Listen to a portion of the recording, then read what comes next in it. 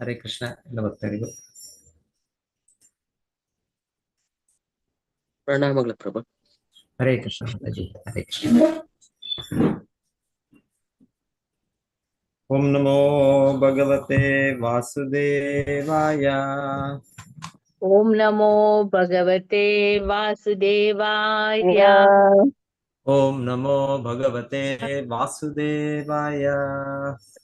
ಓಂ ನಮೋ ಭಗವತೆ ವಾಸುದೇವಾಯ. ಓಂ ನಮೋ ಭಗವತೆ ವಾಸುದೇವಾಯ. ಓಂ ನಮೋ ಭಗವತೆ ವಾಸುದೇವಾಯ. ನಾರಾಯಣಂ ನಮಸ್ಕೃತ್ಯ ನಾರಾಯಣಂ ನಮಸ್ಕೃತ್ಯ ನರಂ ಚೈವ ನರೋತ್ತಮಂ ನರಂ ಚೈವ ನರೋತ್ತಮಂ ದೇವೀಂ ಸರಸ್ವತೀಂ ವ್ಯಾಸಂ ದೇವೀಂ ಸರಸ್ವತಿ ವ್ಯಾಸಂ ತತೋ ಜಯಂ ಉದೀರಯೇತ್. ತತೋ ಜಯಮುದೀರಯೇತ್. ನಷ್ಟಪ್ರಾಯೇಷು ಅಭದ್ರೇಷು ನಷ್ಟಪ್ರಾಯೇಷು ಅಭದ್ರೇಷು ನಿತ್ಯಂ ಭಾಗವತ ಸೇವಯಾ. ನಿತ್ಯಂ ಭಾಗವತ ಸೇವಯಾ. ಭಗವತಿ ಉತ್ತಮ ಶ್ಲೋಕೆ ಭಗವತಿ ಶ್ಲೋಕೆ ಭಕ್ತಿರ್ಭವತಿ ನೈಷ್ಟಿಕಿ. ಭಕ್ತಿ ನೈಷ್ಠಿಕಿ. ಶ್ರೀಮದ್ ಭಾಗವತ 4ನೇ ಸ್ಕಂದ 10ನೇ ಅಧ್ಯಾಯ ಶ್ಲೋಕ 3.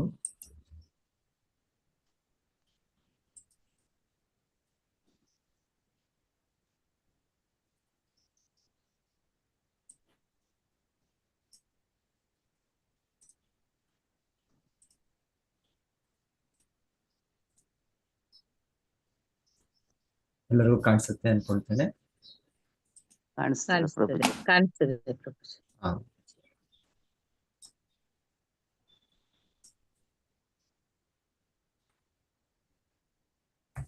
ಉತ್ತಮಸ್ತು ಅಕೃತೋ ದ್ವಾಹೋ ಉತ್ತಮಸ್ತು ಅಕೃತ ಉದ್ವಾಹ. ಉತ್ತಮಸ್ತ್ವಕೃತೋ ದ್ವಾಹೋ ಉತ್ತಮಸ್ತು ಅಕೃತ ಉದ್ವಾಹೋ ಮೃಗಯಾಯಾಂ ಬಲೀಯಸ. ಮೃಗಯಾಯಾಂ ಬಲೀಯಸ. ಬಲೀಯಸ.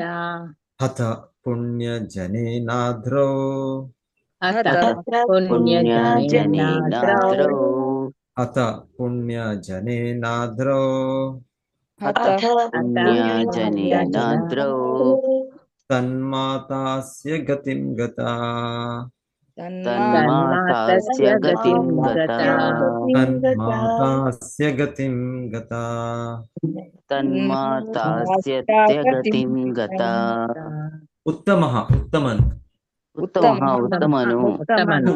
ಆದರೋ ಆದರೋ ಅಕೃತ ಮಾಡಿಕೊಳ್ಳದೆ. ಅಕೃತ ಮಾಡಿಕೊಳ್ಳದೆ. ಉದ್ವಾಹ ಮದುವೆಯನ್ನು. ಉದ್ವಾಹ ಮದುವೆಯನ್ನು. ಮೃಗಯಾಯಾಮ್ ಬೇಟೆಗೆ ಹೋಗಿದ್ದಾಗ. ಬೇಟೆಗೆ ಹೋಗಿದ್ದಾಗ. ಬಲೀಯಸ ಅತಿ ಶಕ್ತಿಶಾಲಿಯಾದ. ಬಲೀಯಸ ಅತಿ ಶಕ್ತಿಶಾಲಿಯಾದ. ಅತಃ ಕೊಲ್ಲಲ್ಪಟ್ಟನು. ಕೊಲ್ಲಲ್ಪಟ್ಟನು.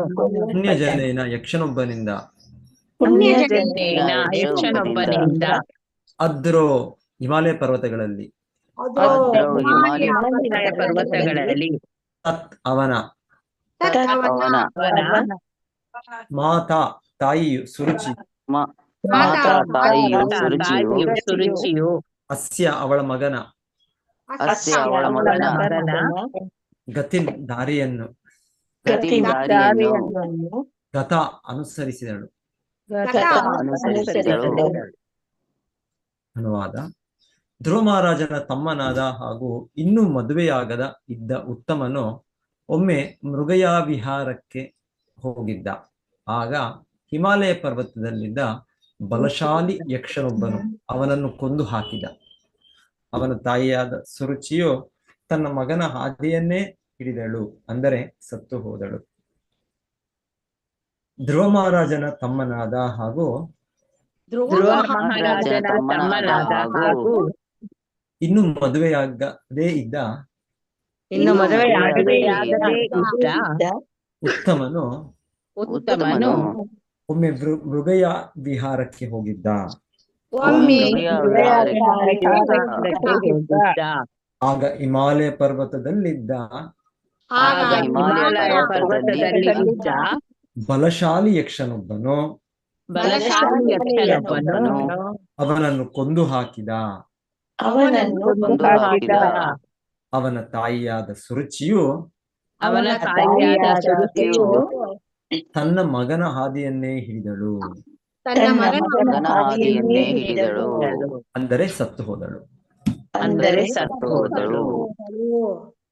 4 ಧ್ರುವೋ ಭ್ರಾತೃವಧಂ ಶ್ರುತ್ವಾ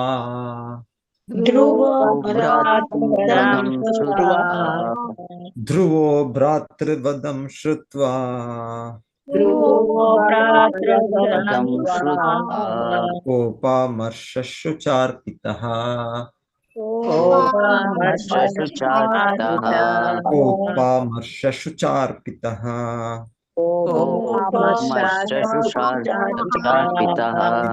ಸ್ಯಂದನಮಾಸ್ಥಾಯ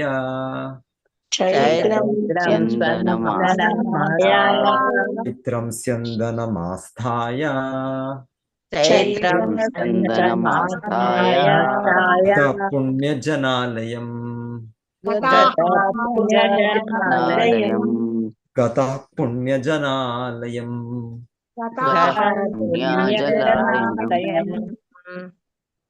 ಭಕ್ತರು ಹೋದಿ ಒಬ್ಬರಾದ್ಮೇಲೆ ಹೋಗಿ. ಹರೇ ಕೃಷ್ಣ ಪ್ರಭುಜಿ. ಓದಿ. ಧ್ರುವೋಪಂ ಕೃತ್ವಾ ಕೋಪಮರ್ಷಣಾರ್ಚಿತಃ ಚೈತ್ರಂ ಸ್ಕಂದನಮಾಸ್ಥಾಯ ಗತಾಃ ಪುಣ್ಯಜನನಾಲಯಂ. ಹರೇ ಕೃಷ್ಣ ಪ್ರಭುಜಿ. ಧ್ರುವೋ ಭಾತೃವಧಂ ಶ್ರುತ್ವಾ ಗೋಪಾಮರ್ಷಶುಚಾರ್ಪಿತಃ ಜೈತ್ರಂ ಸ್ಯಂದನಮಾಸ್ಥಾಯ ಗತಃ ಪುಣ್ಯಜಲಾನಯಂ. ಧನ್ಯವಾದಗಳು. ಹರೇ ಕೃಷ್ಣ ಪ್ರಭು. ಧ್ರುವೋ ಭಾತೃವಧಂ ಶ್ರುತ್ವಾ ಕೋಪಮರ್ಷತು ಚಾರ್ಪಿತಃ ಚೈತ್ರಂ ಸ್ಪಂದನಮಾಸ್ಥಾಯ ಗತಃ ಪುಣ್ಯಜಲಾನಲಯಂ. ಹರೇ ಕೃಷ್ಣ ಪ್ರಭು. ಕೃಷ್ಣ. ಧ್ರುವೋ ಭ್ರಾತೃವಧಂ ಶ್ರುತ್ವಾ ಕೋಪಮರ್ಷಶುಚಾರ್ಪಿತಃ ಚೈತ್ರಂ ಸ್ಯಂದನಮಾಸ್ಥಾಯ ಗತ ಪುಣ್ಯಜನಾಲಯಂ. ಹರೇ ಕೃಷ್ಣ. ಹರೇ ಕೃಷ್ಣ ಪ್ರಭು. ಧ್ರುವೋ ಭ್ರಾತೃವಧಂ ಶ್ರುತ್ವಾ ಕೋಪಮರ್ಷಶುಚಾರ್ಪಿತಃ ಚೈತ್ರಂ ಸ್ಯಂದನಮಾಸ್ಥಾಯ ಗತಂ ಪುಣ್ಯಜನಾಲಯಂ. ಧನ್ಯವಾದಗಳು. ಹರೇ ಕೃಷ್ಣ ಪ್ರಭುಜಿ.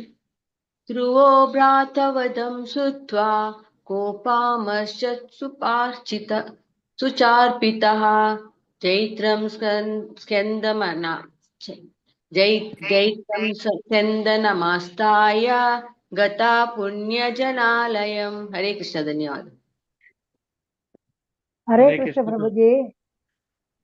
ಧ್ರುವೋ ಭ್ರಾತೃವಧಂ ಶ್ರುತ್ವಾ ಕೋಪಮರ್ಷಶುಚಾರ್ಪಿತಃ ಜೈತ್ರಂ ಸ್ಯಂದನಮಾಸ್ಥಾಯ ಗತ ಪುಣ್ಯಜನಾಲಯಂ.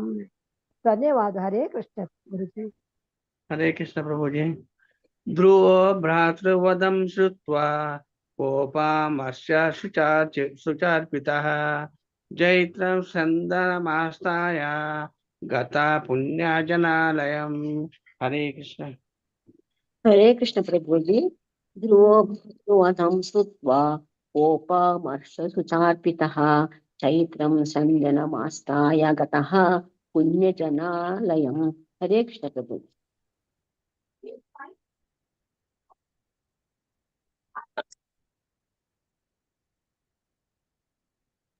ಹರೇ ಕೃಷ್ಣ ಪ್ರಭು. ಧ್ರುವೋ ಭಾತೃವಧಂ ಶ್ರುತ್ವಾ ಕೋಪಮರ್ಷಶುಚಾರ್ಪಿತಃ ಚೈತ್ರಂ ಸ್ಯಂದನಮಾಸ್ಥಾಯ ಗತಃ ಪುಣ್ಯಜಲಾಲಯನಂ. ಹರೇ ಕೃಷ್ಣ ಮಾತಾಜಿ. ಧ್ರುವ ಆಯ್ತಾ, ಇನ್ಯಾರ ಹತ್ರ ಇದ್ದೀರಾ? ಓಕೆ.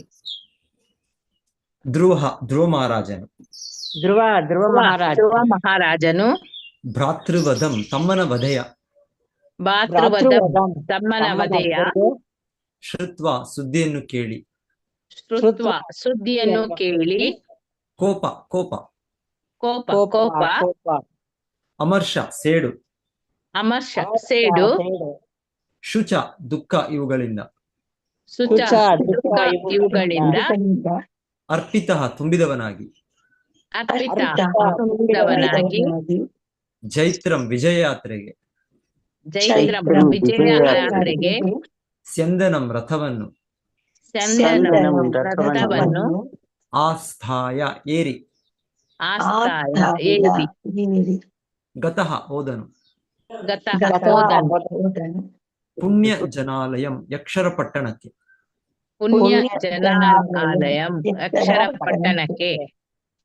ಅನುವಾದ ಮತ್ತು ಭಾವಾರ್ಥ ಶಿಲ ಪ್ರಭುಪಾದರಿಂದ ಶಿಲ ಪ್ರಭುಪಾದರಿಗೆ ಜಯವಾದ. ತನ್ನ ತಮ್ಮನಾದ ಉತ್ತಮನನ್ನು ಹಿಮಾಲಯದಲ್ಲಿನ ಯಕ್ಷರು ಕೊಂದು ಹಾಕಿದ ಸುದ್ದಿಯನ್ನು ಕೇಳಿದ ಧ್ರುವ ಮಹಾರಾಜ ಕೋಪ ಮತ್ತು ಶೋಕದ ಭಾವನೆಗಳಿಂದ ಕೂಡಿದವನಾಗಿ ತನ್ನ ರಥವನ್ನೇರಿ ಯಕ್ಷರ ನಗರಿಯಾದ ಅಲಕಾಪುರಿಯನ್ನು ಗೆಲ್ಲುವ ಸಲುವಾಗಿ ಜೈತ್ರ ಯಾತ್ರೆಯನ್ನು ಕೈಗೊಂಡನು. ಜೈತ್ರ ಯಾತ್ರೆ. ತನ್ನ ತಮ್ಮನಾದ ಉತ್ತಮನನ್ನು ಹಿಮಾಲಯದಲ್ಲಿನ ಯಕ್ಷರು ಕೊಂದು ಹಾಕಿದ ಸುದ್ದಿಯನ್ನು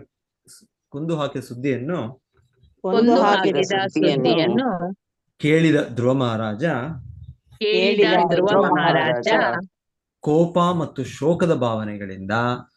ಕೋಪ ಮತ್ತು ಶೋಕದ ಭಾವನೆಗಳಿಂದ ಕೂಡಿದವನಾಗಿ ತನ್ನ ರಥವನ್ನೇರಿ ಯಕ್ಷರ ನಗರಿಯಾದ ಅಲಕಾಪುರಿಯನ್ನು ಗೆಲ್ಲುವ ಸಲುವಾಗಿ ಜೈತ್ರ ಯಾತ್ರೆಯನ್ನು ಕೈಗೊಂಡನು.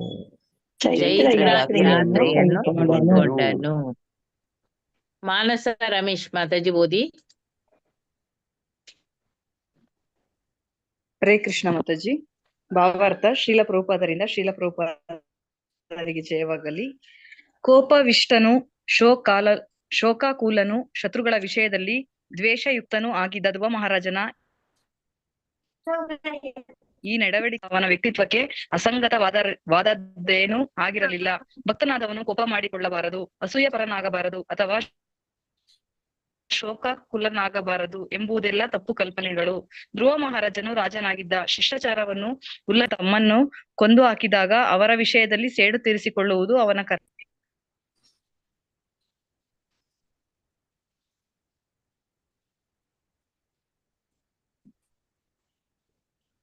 ಸೇಡು ತೀರಿಸುವುದು ಅವನ ಕರ್ತವ್ಯ ಆಗಿತ್ತು. ಎಸ್.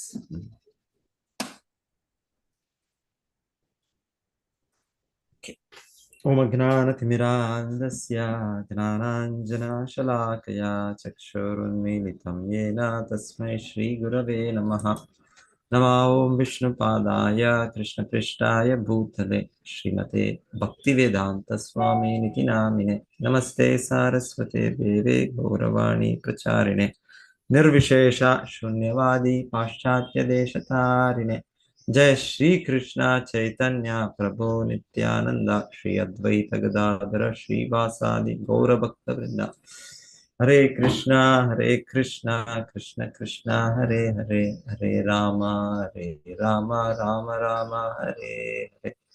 ಹರೇ ಕೃಷ್ಣ ಕೃಷ್ಣ ಕೃಷ್ಣ ಹರೇ ಹರೇ, ಹರೇ ರಾಮ ರಾಮ ರಾಮ ಹರೇ ಹರೇ. ಹರೇ ಕೃಷ್ಣ ಕೃಷ್ಣ ಕೃಷ್ಣ ಹರೇ ಹರೇ, ಹರೇ ರಾಮ ರಾಮ ರಾಮ ಹರೇ ಹರೇ.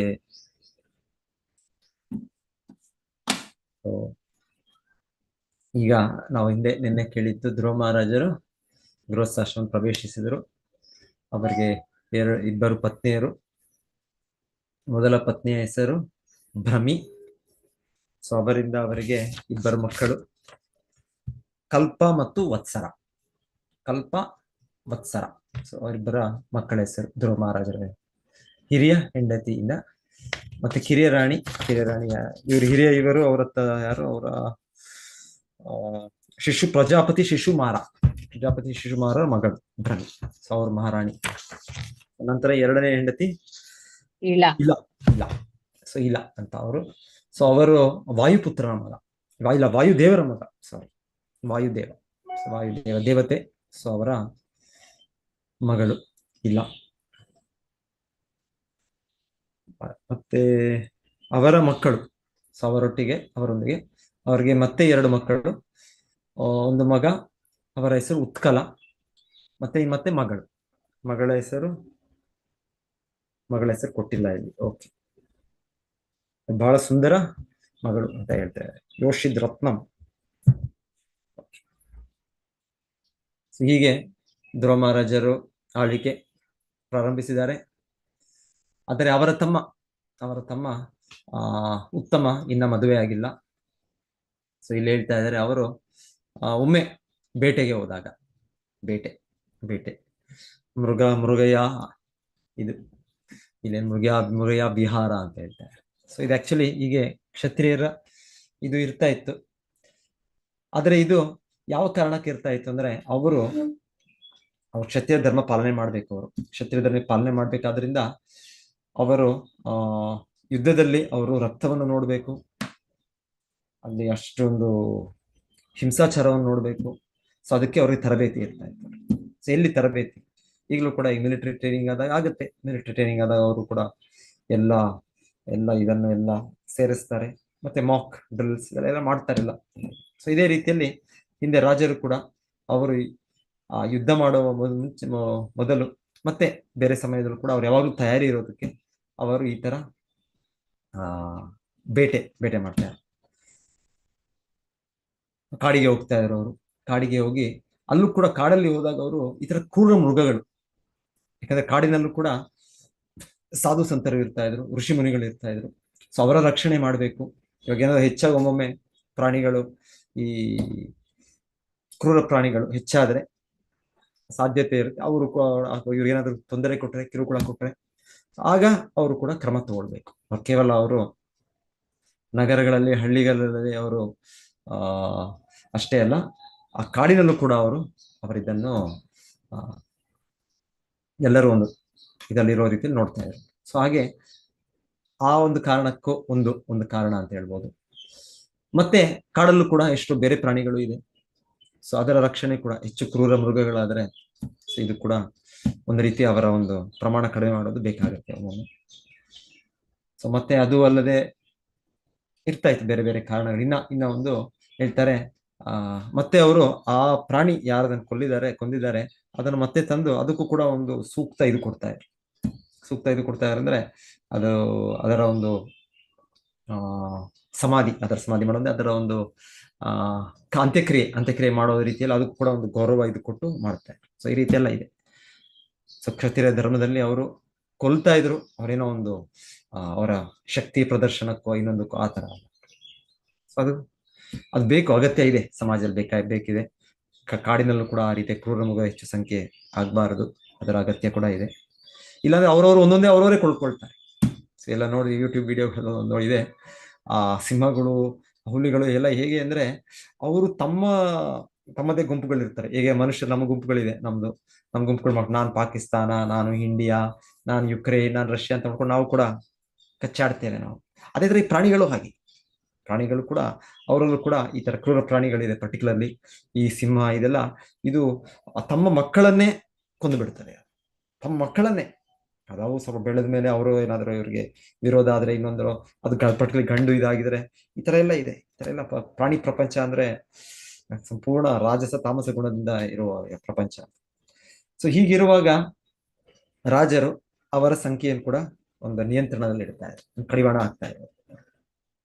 ಸೊ ಹೀಗೆ ಅವರು ಆ ಧರ್ಮವನ್ನು ಪಾಲನೆ ಮಾಡ್ತಾ ಇದ್ರು. ಮತ್ತೆ ಅದಕ್ಕೆ ಅಂತ್ಯಕ್ರಿಯೆ ಕೊನೆಗೆ ಅದಕ್ಕೊಂದು ಸನ್ಮಾನದಿಂದ ಇದು ಮಾಡ್ತಾ ಇದ್ರು. ಸೊ ಇದು ಕ್ಷತ್ರಿಯ ಧರ್ಮದಲ್ಲಿ ಇದು ಅಲೌಡ್, ಇದು ಬೇಕು. ಕ್ಷತ್ರಿಯರು ಈ ತರ ವ್ಯಕ್ತಿಗಳು ಬೇಕು. ಸೊ ಎಲ್ಲರೂ ಕೂಡ ಈ ಸಾಧು ಸಂತರು, ಬ್ರಾಹ್ಮಣರು ಅವರು ಹಿಂಸೆ ಮಾಡೋದಿಲ್ಲ. ಅವ್ರೇನು ಕತ್ತಿ ಖಡ್ಗವನ್ನು ಬಂದೂಕನ್ನು ತೋಳೋದ್ರಿಂದ ಹೀಗಾಗುತ್ತೆ. ಸಮಾಜದಲ್ಲಿ ಬೇಕು, ಪೊಲೀಸ್ ಡಿಪಾರ್ಟ್ಮೆಂಟ್ ಬೇಕು, ಇಲಾಖೆ ಬೇಕು. ಸೊ ಅವ್ರು ಇರೋದ್ರಿಂದ ಎಷ್ಟೋ ಅಲ್ಲಿ ನ್ಯಾಯ ಇದೆಲ್ಲ ಇರುತ್ತೆ. ಇಲ್ಲಾಂದ್ರೆ ಎಲ್ಲರೂ ಕೂಡ ಬಾಯಲ್ಲಿ ಕೇಳೋದಿಲ್ಲ. ಸೊ ಬಾಯಲ್ಲಿ ಅವರು ಮಾತಲ್ಲಿ ಕೇಳದೆ ಇರುವಾಗ ಅವ್ರಿಗೆ ಬೇಕು, ಅವ್ರಿಗೆ ಏನ್ ಬೇಕು, ಅವ್ರಿಗೆ ಖಡ್ಗ ಬೇಕು, ಇಲ್ಲೊಂದು ಬೇಕು, ಅಗತ್ಯ ಇದೆ. ಸೊ ಏನಿದೆ,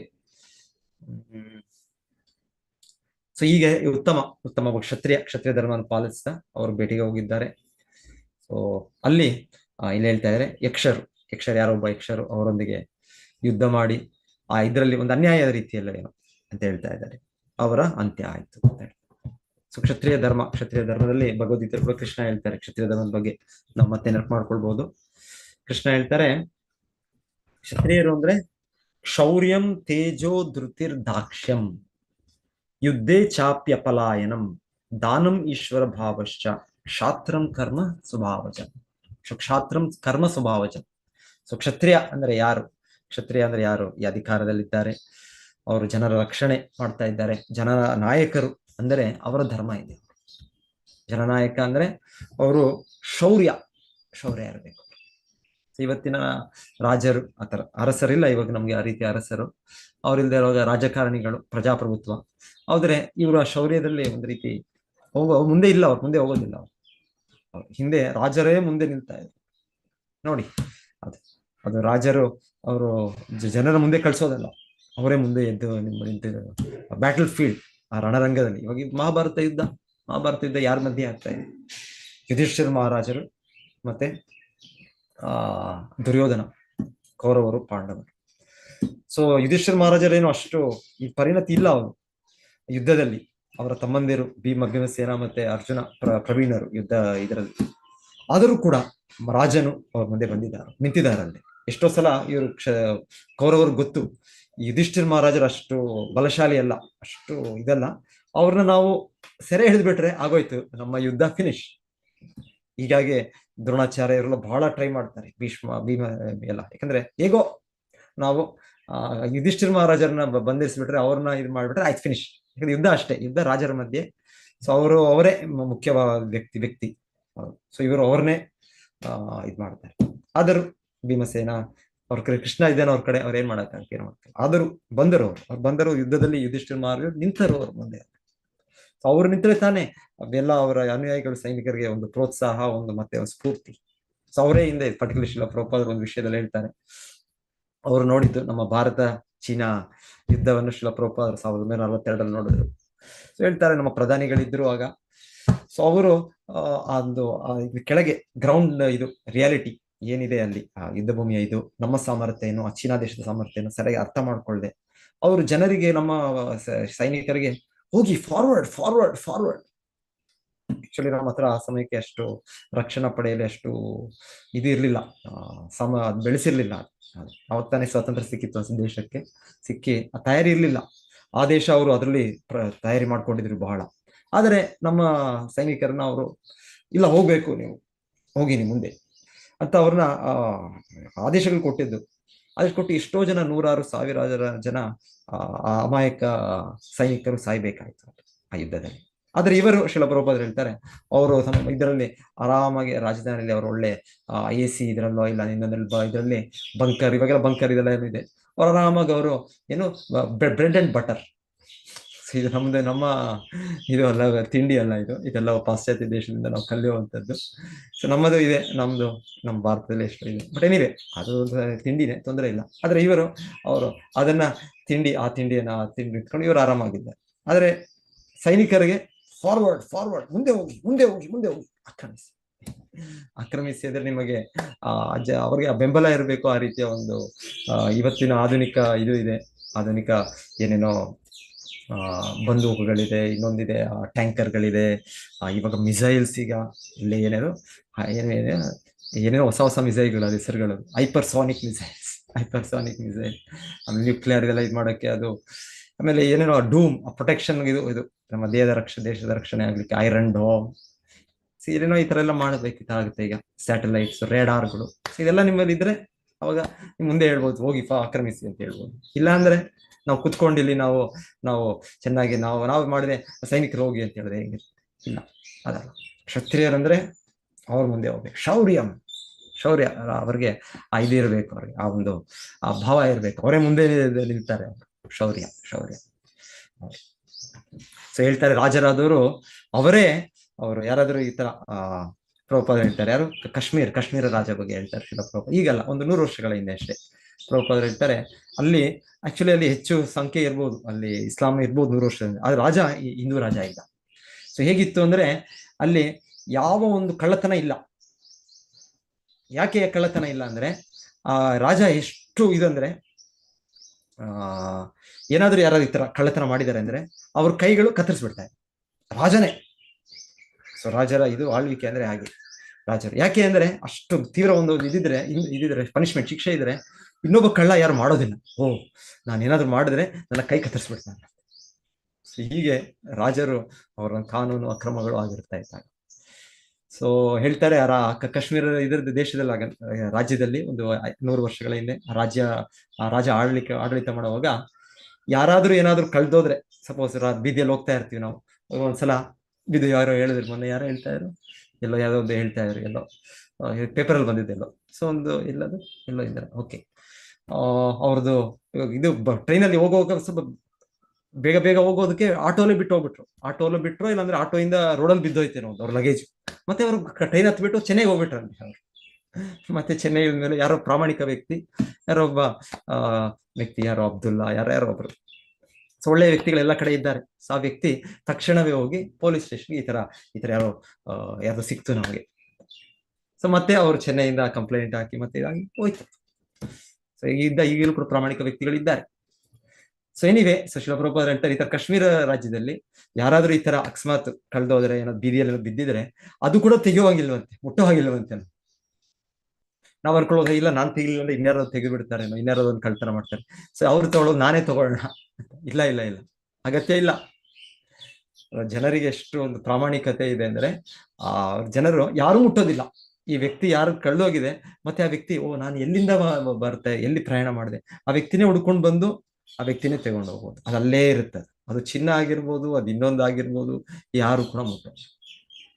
ಸೊ ಹೇಳ್ತಾರೆ ರಾಜರು ಕ್ಷತ್ರಿಯ ಧರ್ಮದಲ್ಲಿ ಅವರು ಅಷ್ಟು ಶೌರ್ಯ ಆತರ ಇದ್ರೆ, ಆತರ ಪ್ರಜೆಗಳು ಕೂಡ ಅವರು ಕೂಡ ಅಷ್ಟು ಪ್ರಾಮಾಣಿಕರಾಗಿರ್ತಾರೆ. ಆತರ ಬೇಕದು, ಅಗತ್ಯ ಇದೆ. ಸೊ ಇದೆಲ್ಲ ಕ್ಷತ್ರಿಯರ ಗುಣಗಳು. ಶೌರ್ಯಂ ತೇಜೋ ಧೃತಿ ದಾಕ್ಷ್ಯಂ. ತೇಜ ಅಂದ್ರೆ ಏನರ್ಥ? ತೇಜಸ್ಸು. ಸ್ವಲ್ಪ ಹಾಗೆ ಇರ್ತಾ ಇದ್ರು ಅವರು ರಾಜರು. ಶೌರ್ಯಂ ತೇಜ ಧೃತಿ ದಾಕ್ಷ್ಯಂ ಯುದ್ಧೇ ಚಾಪಿ ಅಪಲಾಯನಂ. ಅಂದ್ರೆ ಯುದ್ಧದಿಂದ ಅವ್ರು ಓಡೋಗೋದಿಲ್ಲ. ಯುದ್ಧ ಪ್ರಾರಂಭ ಆಯ್ತು ಅಂದ್ರೆ ಆಯ್ತು, ಐದರ್ ಅವ್ರು ಏನು ನ್ಯಾಯಕ್ಕೋಸ್ಕರ ಜನರಲಿ ನ್ಯಾಯಕ್ಕೆ ಧರ್ಮಯುದ್ಧ ಇರ್ತಾ ಇತ್ತು. ಸೊ ಹಾಗೆ ಅದರಲ್ಲಿ ಆ ರಾಜ ಅವನ್ ಸಾಯ್ಬೇಕು, ಇಲ್ಲ ನಾನ್ ಸಾಯ್ಬೇಕಷ್ಟೆ. ಸೊ ಅವರು ಅಷ್ಟು ಕೊನೆಗೆ ಅದು ನಿರ್ಣಯ ಮಾಡ್ತಾ ಇರೋ. ಈಗ ನಾವು ಮಾಡಕ್ಕಾಗಲ್ಲ. ಈಗ ಬೇರೆ ಇದು ಕೂಡ ಅವರು ಕೂಡ ಅಷ್ಟೇ ಬಲಶಾಲಿ ಆಗಿರ್ತಾರೆ. ಇನ್ನೊಂದು ಆಮೇಲೆ ನಾವು ನ್ಯಾಯಕ್ಕಾಗಿ ಕೂಡ ಪ್ರತಿಯೊಂದು ನಾವು ಸಂಪೂರ್ಣ ನ್ಯಾಯ ಅಂತಾನು ಹೇಳಕ್ಕಾಗಲ್ಲ. ನಮ್ಮ ಕಡೆ ಕೂಡ ಎಷ್ಟೋ ದೋಷಗಳಿರ್ತವೆ, ಅವ್ರ ಕಡೆನೂ ಅಧರ್ಮ ಇದೆ, ದೋಷಗಳಿದೆ, ನಮ್ಮ ಕಡೆನೂ ಇರುತ್ತೆ. ಇಲ್ಲಾಂದ್ರೆ ನಿಜವಾದ ಧರ್ಮಯುದ್ಧ ನ್ಯಾಯ ಇದು ಅಂತ ಹೇಳಿದ್ರೆ ಇನ್ನೊಬ್ರು ಯಾರು ಈ ತರ ಅಧರ್ಮದ ಪರವಾಗಿ ಅವ್ರು ಇರ್ತಾರೆ ಅವ್ರನ್ನ ಕಂಪ್ಲೀಟ್ ಫಿನಿಶ್ ಮಾಡ್ಬಿಡ್ತಾರೆ, ಅಷ್ಟವರೆಗೂ ಬಿಡೋದಿಲ್ಲ. ಯುದ್ಧ ಅಂದ್ರೆ ನಿರ್ಣಯ ಆಯ್ತು ಅಷ್ಟೇ. ಇನ್ನು ಮತ್ತೆ ಇನ್ನೊಂದು ಯುದ್ಧ ಆಯ್ತು, ಮತ್ತೆ ಇನ್ನೊಂದು 4 ದಿವಸ ಆದ್ಮೇಲೆ ಇನ್ನೊಂದು ಯುದ್ಧ ಮಾಡ್ಬೇಕು, ಇನ್ನೊಂದು 4 ತಿಂಗಳಾದ್ಮೇಲೆ ಇನ್ನೊಂದು ಯುದ್ಧ ಮಾಡ್ಬೇಕು, ಮತ್ತೆ 4 ವರ್ಷ ಆದ್ಮೇಲೆ ಯುದ್ಧ ಮಾಡಿ, ಇಲ್ಲ, ಫಿನಿಶ್. ಒಂದ್ಸಲ ಶುರು ಮಾಡಿದ್ರೆ ಧರ್ಮ ಯುದ್ಧ ಅಂದ್ರೆ ಅಲ್ಲಿ ನಿರ್ಣಯ ಆಯ್ತು. ಮಹಾಭಾರತ ಯುದ್ಧ 18 ದಿವಸದಲ್ಲಿ ಫಿನಿಶ್. ಮತ್ತೆ ಇಲ್ಲ, ಮತ್ತೆ ಆಮೇಲೆ ಮತ್ತೆ ತಿರ್ಗಾ ಏನಾದ್ರು ಬಂದು ಇನ್ನೊಂದು 1 ವಾರದ ಯುದ್ಧ ಮಾಡೋಣ, ಇನ್ನೊಂದು 2 ದಿವಸದ ಯುದ್ಧ ಮಾಡೋಣ, ಅವೆಲ್ಲ ಇಲ್ಲ. 18 ದಿನ ಯುದ್ಧ ಅಂದ್ರೆ ಆಗೋಯ್ತು. ರಾಮಾಯಣ ಯುದ್ಧ ಅಂದ್ರೆ ಫಿನಿಶ್, ಅಲ್ಲಿ ಆಗೋಯ್ತು, ಅಷ್ಟೇ, ನಿರ್ಣಯ ಆಯ್ತು. ಇನ್ನ ಸುಖ ಶಾಂತಿ ಅಲ್ಲಿರೋರ್ಗೆ. ಮತ್ತೆ ರಾಮನು ಹೋಗಿ ನಾನ್ ರಾವಣನನ್ನು ಕೊಂದೆ ಅಂತೇಳಿ ರಾಮನು ನನ್ನ ಅಧಿಕಾರ ಅಂತ ಮಾಡಲಿಲ್ಲ. ರಾವಣ ನಿಮ್ಮ ಪ್ರಜೆಗಳು, ನಿಮ್ಮಲ್ಲೇ ವಿಭೀಷಣನು ಮಹಾಭಕ್ತರಿದ್ದಾರೆ, ಸೊ ಅವ್ರ ಆಳ್ವಿಕೆ ಮಾಡ್ತಾರೆ. ಇದು ಕೃಷ್ಣನು ಕೂಡ ನಾವು ಕೇಳ್ತೇವಲ್ಲ, ಏನ್ ಬೇಕು ಕೇಳ್ತೇವೆ, ಜರಾಸಂಧನನ್ನು ಕೊಲ್ತಾರೆ. ಕೊಂದ ಮೇಲೆ ಅವರು ಭೀಮಸೇನ ಮೇಲೆ ನನ್ನ ರಾಜ್ಯ, ನನ್ನ ಪಟ್ಟ, ನನ್ನ ಇದು ಇಲ್ಲ. ಅವರ ಮಗನಿದ್ದಾನೆ, ಅವನು ತಯಾರಿಯಾಗಿದ್ದಾನೆ, ತರಬೇತಿ ಹೊಂದಿದ್ದಾನೆ, ಸಹದೇವ, ಅವ್ರ ಹೆಸರು ಸಹದೇವ ಅನ್ಕೊಳ್ತೇನೆ ಮೋಸ್ಟ್ಲಿ. ಸೊ ಜರಾಸಂಧನ ಮಗನನ್ನೇ ಅವರು ರಾಜನಾಗಿ ಮಾಡಿ ವಾಪಸ್ ಬಂದರು ಅವರು. ಮತ್ತೆ ಇವರು ಕಾಣಿಕೆ ಕೊಟ್ಟರು. ಮತ್ತೆ ಮಹಾಭಾರತ ಯುದ್ಧದಲ್ಲಿ ಅವರು ಕೂಡ ಜರಾಸಂಧನ ಮಗ ಇವರ ಪರವಾಗಿ, ಪಾಂಡವರ ಪರವಾಗಿ ಸಹಾಯ ಮಾಡಿದ್ರು. ಸೊ ಹೀಗೆಲ್ಲ ಇದೆ. ಸೊ ಹಾಗಾಗಿ ಅವರಿಗೆ ಈ ಅಧಿಕಾರನೋ ಇದು ಅವರನ್ನ ಇವಾಗ ರಷ್ಯಾ ಯುಕ್ರೇನ್ ಅಂದ್ರೆ ಆ ಪ್ರದೇಶಗಳಲ್ಲಿ ತುಂಬಾ ಇಂಡಸ್ಟ್ರಿಗಳಿದೆ, ಆ ಪ್ರದೇಶ ನಾವು ಇದು ನಮ್ಮ ದೇಶಕ್ಕೆ ತಗೊಂಡ್ರೆ ನಮ್ಮ ಆರ್ಥಿಕ ಸಂಪತ್ತು ಜಾಸ್ತಿ ಆಗುತ್ತೆ. ಇಲ್ಲ ಇನ್ನೊಂದು ದೇಶ ಅಮೆರಿಕನ್ ದೇಶ, ಅಲ್ಲಿ ಸಹಾಯ ಮಾಡಿದ್ರೆ ಅವ್ರು ನಮ್ಗೆ ಯುಕ್ರೇನ್ ಅವ್ರು ಇದು ಕೊಡ್ತಾರೆ, ನಮ್ಗೆ ಬಿಸ್ನೆಸ್ ಕೊಡ್ತಾರೆ. ಇವತ್ತೆಲ್ಲ ಸ್ವಾರ್ಥಿಗಳು, ಎಲ್ಲ ದೇಶಗಳು, ಎಲ್ಲ ರಾಜಕಾರಣಿಗಳು ಅವರ ಸ್ವಾರ್ಥವನ್ನು ಮುಂದೆ ಇಟ್ಕೊಂಡು ಅವ್ರು ಯುದ್ಧ ಮಾಡ್ತಾರೆ ಅಷ್ಟೇ. ಅವರು ಲಿಬಿಯಾ ಎಲ್ಲ ಹೇಳ್ತಾರೆ, ಗಡಾಫಿ ಅವ್ರು ಚೆನ್ನಾಗಿ ಮಾಡ್ತಾ ಇದ್ರು ಅವ್ರ ದೇಶದಲ್ಲಿ. ಆದ್ರೆ ಈ ಅಮೆರಿಕನ್ ಇವರೆಲ್ಲ ಈಗಲೂ ಕೂಡ ಆಫ್ರಿಕಲ್ಲಿ ಎಷ್ಟೋ ದೇಶಗಳು ಹೇಳ್ತಾರೆ, ಅವರಿಗೆ ಅಲ್ಲಿ ಅವರೇ ದಂಗೆ ಎಬ್ಬಿಸ್ತಾರೆ ಜನರ ಹತ್ರ. ಒಳ್ಳೆ ಅಲ್ಲಿ ಹೇಗೋ ಅವರು ನಡ್ಸ್ಕೊಂಡು ಹೋಗ್ತಾ ಇರ್ತಾರೆ ಆ ದೇಶಗಳು. ಆದ್ರೆ ಇವರು ದೊಡ್ಡ ದೊಡ್ಡ ವ್ಯಾಪಾರಿಗಳು. ಇವರು ಅದನ್ನ ಇದು ಮಾಡ್ಲಿಕ್ಕೆ, ಅವರ ಒಂದು ಇದು ಮಾಡ್ಲಿಕ್ಕೆ ರಾಷ್ಟ್ರದ ಪ್ರಭುತ್ವಗಳನ್ನೇ ಬೆಳೆಸ್ಬಿಡ್ತಾರೆ. ಇದನ್ನ ಎಷ್ಟೆಷ್ಟೋ ನಡೀತಾ ಇಲ್ಲ ಇವತ್ತು ಕಲಿಯುಗದಲ್ಲಿ. ಎಲ್ಲ ಕೇಳ್ತಾ ಇರೋ ವಿಷಯಗಳು ಎಂತ ಕ್ಷತ್ರಿಯರು ಇರೋದು. ಏನ್ ಹೇಳ್ತಾರೆ, ಕಲಿಯುಗದಲ್ಲಿ ಲಕ್ಷಣ ಕ್ಷತ್ರಿಯರ ಬಗ್ಗೆ ಅವರು ದರೋಡೆಕೋರರು ಅಂತ ಹೇಳ್ತಾರೆ. ಭಾಗವತ 12 ಸ್ಕಂದ ಹೇಳುತ್ತೆ. ಕರೆಕ್ಟ್, ಆಗ್ಲೇ ನೋಡ್ತಾ ಇದೀವಿ ನಾವು, ಇದು ಲಕ್ಷಣಗಳು ಆಗ್ಲೇ ಕಾಣ್ತಾ ಇದೆ ನಾವು. ರಾಜರ ವೇಷ ಅಷ್ಟೇ, ರಾಜರ ವೇಷ. ನಾನು ಅಧ್ಯಕ್ಷ, ನಾನು ಪ್ರಧಾನಿ, ನಾನು ಇನ್ನೊಂದು ಬೇರೆ ಬೇರೆ ರೀತಿಯಲ್ಲಿ ಇದಿದೆ ಪ್ರಭುತ್ವ. ಸೊ ಆದ್ರೆ ಎಲ್ಲರೂ ಈಗ ಹೆಚ್ಚು ಕಡಿಮೆ ಎಲ್ಲ ಕೂಡ ಈಗ ಇದು ಪಂಚಮ 4 ಯಾವುದಕ್ಕೂ ಸೇರೋದಿಲ್ಲ, ವರ್ಗಕ್ಕೆ ಸೇರೋದಿಲ್ಲ. ಏನಿವೆ, ಸೊ ನಿಜವಾದ ಇದಂದ್ರೆ ಯಥೇಚ್ಛಾಪ್ಯ ಪಲಾಯನಂ. ಯುದ್ಧದಲ್ಲಿ ಅವ್ರು ಬಂದ್ರೆ ಅವರು ಅಲ್ಲಿಂದ ಪಾಲನೆ ಮಾಡೋದಿಲ್ಲ, ಅವ್ರು ಅಲ್ಲಿಂದ ಓಡೋಗೋದಿಲ್ಲ. ಅವರು ಶಿಲಾ ಪ್ರಭುಪಾದರೊಂದು ಅಷ್ಟು ಇದೆ ಹೇಳ್ತಾರೆ ಇತ್ತೀಚೆಗೆ, ರೀಸೆಂಟ್ ಆಗಿ ಅಂದ್ರೆ ಇತಿಹಾಸ, ರಜಪೂತರು ಇರ್ತಾ ಇದ್ರು, ರಾಜಸ್ಥಾನದ ರಾಜರು. ಸೊ ಹೇಳ್ತಾ ಇದ್ರು, ಅಲ್ಲಿ ಒಂದು ಸಮಯದಲ್ಲಿ ಯಾರೋ ಒಬ್ಬ ರಾಜ, ಯಶೋವಂತ ಸೇನ್. ಸೊ ಆ ರಾಜ, ನಾನು ಹೇಳಿದ್ದೀನಿ, ಹಿಂದೆ ಕೂಡ ಹೇಳಿದ್ದೀನಿ ನಿಮ್ಗೆ, ಮತ್ತೊಮ್ಮೆ ಹೇಳ್ತೀನಿ ಬ್ರೀಫ್ ಆಗಿ. ಸೊ ಆ ರಾಜಕ್ಕೆ ಹೋಗ್ತಾನೆ, ಯುದ್ಧ ಮಾಡ್ತಾ ಇದ್ದಾನೆ. ಆ ಯುದ್ಧದಲ್ಲಿ ಅವನ ಪರಾಭವ ಆಗಕ್ಕೆ ಶುರು ಆಗುತ್ತೆ. ಅಂದ್ರೆ ಯಾರು ಮೇಲೆ ಯುದ್ಧ ಮಾಡ್ತಾ ಇದ್ದಾನೆ ಅವ್ರು ಗೆಲ್ತಾ ಇದ್ದಾರೆ. ಸೊ ರಾಜನ್ ಏನ್ ಮಾಡ್ತಾನಂತೆ, ಹಿಂದೆ ವಾಪಸ್ ಬಂದು ಅವನ ಕೋಟೆ, ಅವನ ರಾಜಧಾನಿಗೆ ಬರ್ತಾನ. ರಾಜಧಾನಿ ಕೋಟೆ ಮುಚ್ಚಿದೆ. ಸೊ ಅಲ್ಲಿ ಬಾಗಿಲಲ್ಲಿ ನಾನು ಬಂದಿದ್ದೇನೆ, ಬಾಗಿಲು ತೆಗೀರಿ. ಆದ್ರೆ ಒಳಗೆ ಮಹಾರಾಣಿ ಅವ್ರು ಕೇಳ್ತಾರೆ, ಸುದ್ದಿ ಯಾರು ಬಂದದ್ದು? ಇಲ್ಲ, ನಾನು ನಿನ್ನ ಗಂಡ ಮಹಾರಾಜ ಬಂದಿದ್ದೇನೆ ವಾಪಸ್ ನಾನು. ಸೊ ಅವ್ರ ಹೆಂಡತಿ ಹೇಳ್ತಾರಂತೆ, ಇಲ್ಲ, ನನ್ನ ಗಂಡನ ಮಹಾರಾಜ ಯಶೋವಂತನು ಆಗಿಲ್ಲ ಇದು. ನನ್ನ ಮಹಾರಾಜ, ಅವನ ಯುದ್ಧದಲ್ಲಿ ಸಾಯ್ತಾನೆ, ಆದರೆ ಹಿಂದೆ ವಾಪಸ್ ಬರೋದು. ಸೊ ಮಹಾರಾಣಿ ಕೂಡ ಅವರವ್ರು ಕೂಡ ಅವರು ಕ್ಷತ್ರಿಯ ರಾಣಿಯರಂದ್ರೆ ಅಸ್ಪರ ಸ್ಪಿರಿಟ್ ಇರ್ತಾ ಇರ್ತಾರೆ. ನಿಜವಾದ ಯಶೋವಂತ ಸೇನ ಅಂದ್ರೆ ಅವನು ಯುದ್ಧದಲ್ಲಿ ಮರಣ ಹೊಂದುತ್ತಾನೆ ಆಗ್ಲಿ, ಅವನು ಮತ್ತೆ ವಾಪಸ್ ಬರೋದಿಲ್ಲ. ಸಣ್ಣ ಕರ್ತವ್ಯ ಏನಿದೆ, ನಿರ್ದಿಷ್ಟ ಕರ್ತವ್ಯ, ಬ್ರಾಹ್ಮಣನ ಕರ್ತವ್ಯ ಇದೆ, ಕ್ಷತ್ರಿಯ ಕರ್ತವ್ಯ ಇದೆ. ಸೊ ಕ್ಷತ್ರಿಯರ ಕರ್ತವ್ಯ ಅಂದ್ರೆ ಅವರು ಆ ರೀತಿಯಲ್ಲಿ ಅವರು ದೇಹವನ್ನು ತ್ಯಾಗ ಮಾಡ್ತಾರೆ, ಪ್ರಾಣವನ್ನು ಬಿಡ್ತಾರೆ ಆಗ್ಲಿ, ಅವರು ಈ ರೀತಿ ಯುದ್ಧದಿಂದ ಪಲಾಯನ ಮಾಡ್ಕೊಂತಾರೆ. ಸೊ ಅವನು ಇಂಪೋಸ್ಟರ್ ಆಗಿರ್ಬೇಕು, ನಿಜವಾದ ಯಶೋವಂತ ಸೇನಲ್ಲ ಅಂತ ಅವರು ಬಾಗಿಲನ್ನು ತೆಗಿಲಿಲ್ವಂತ.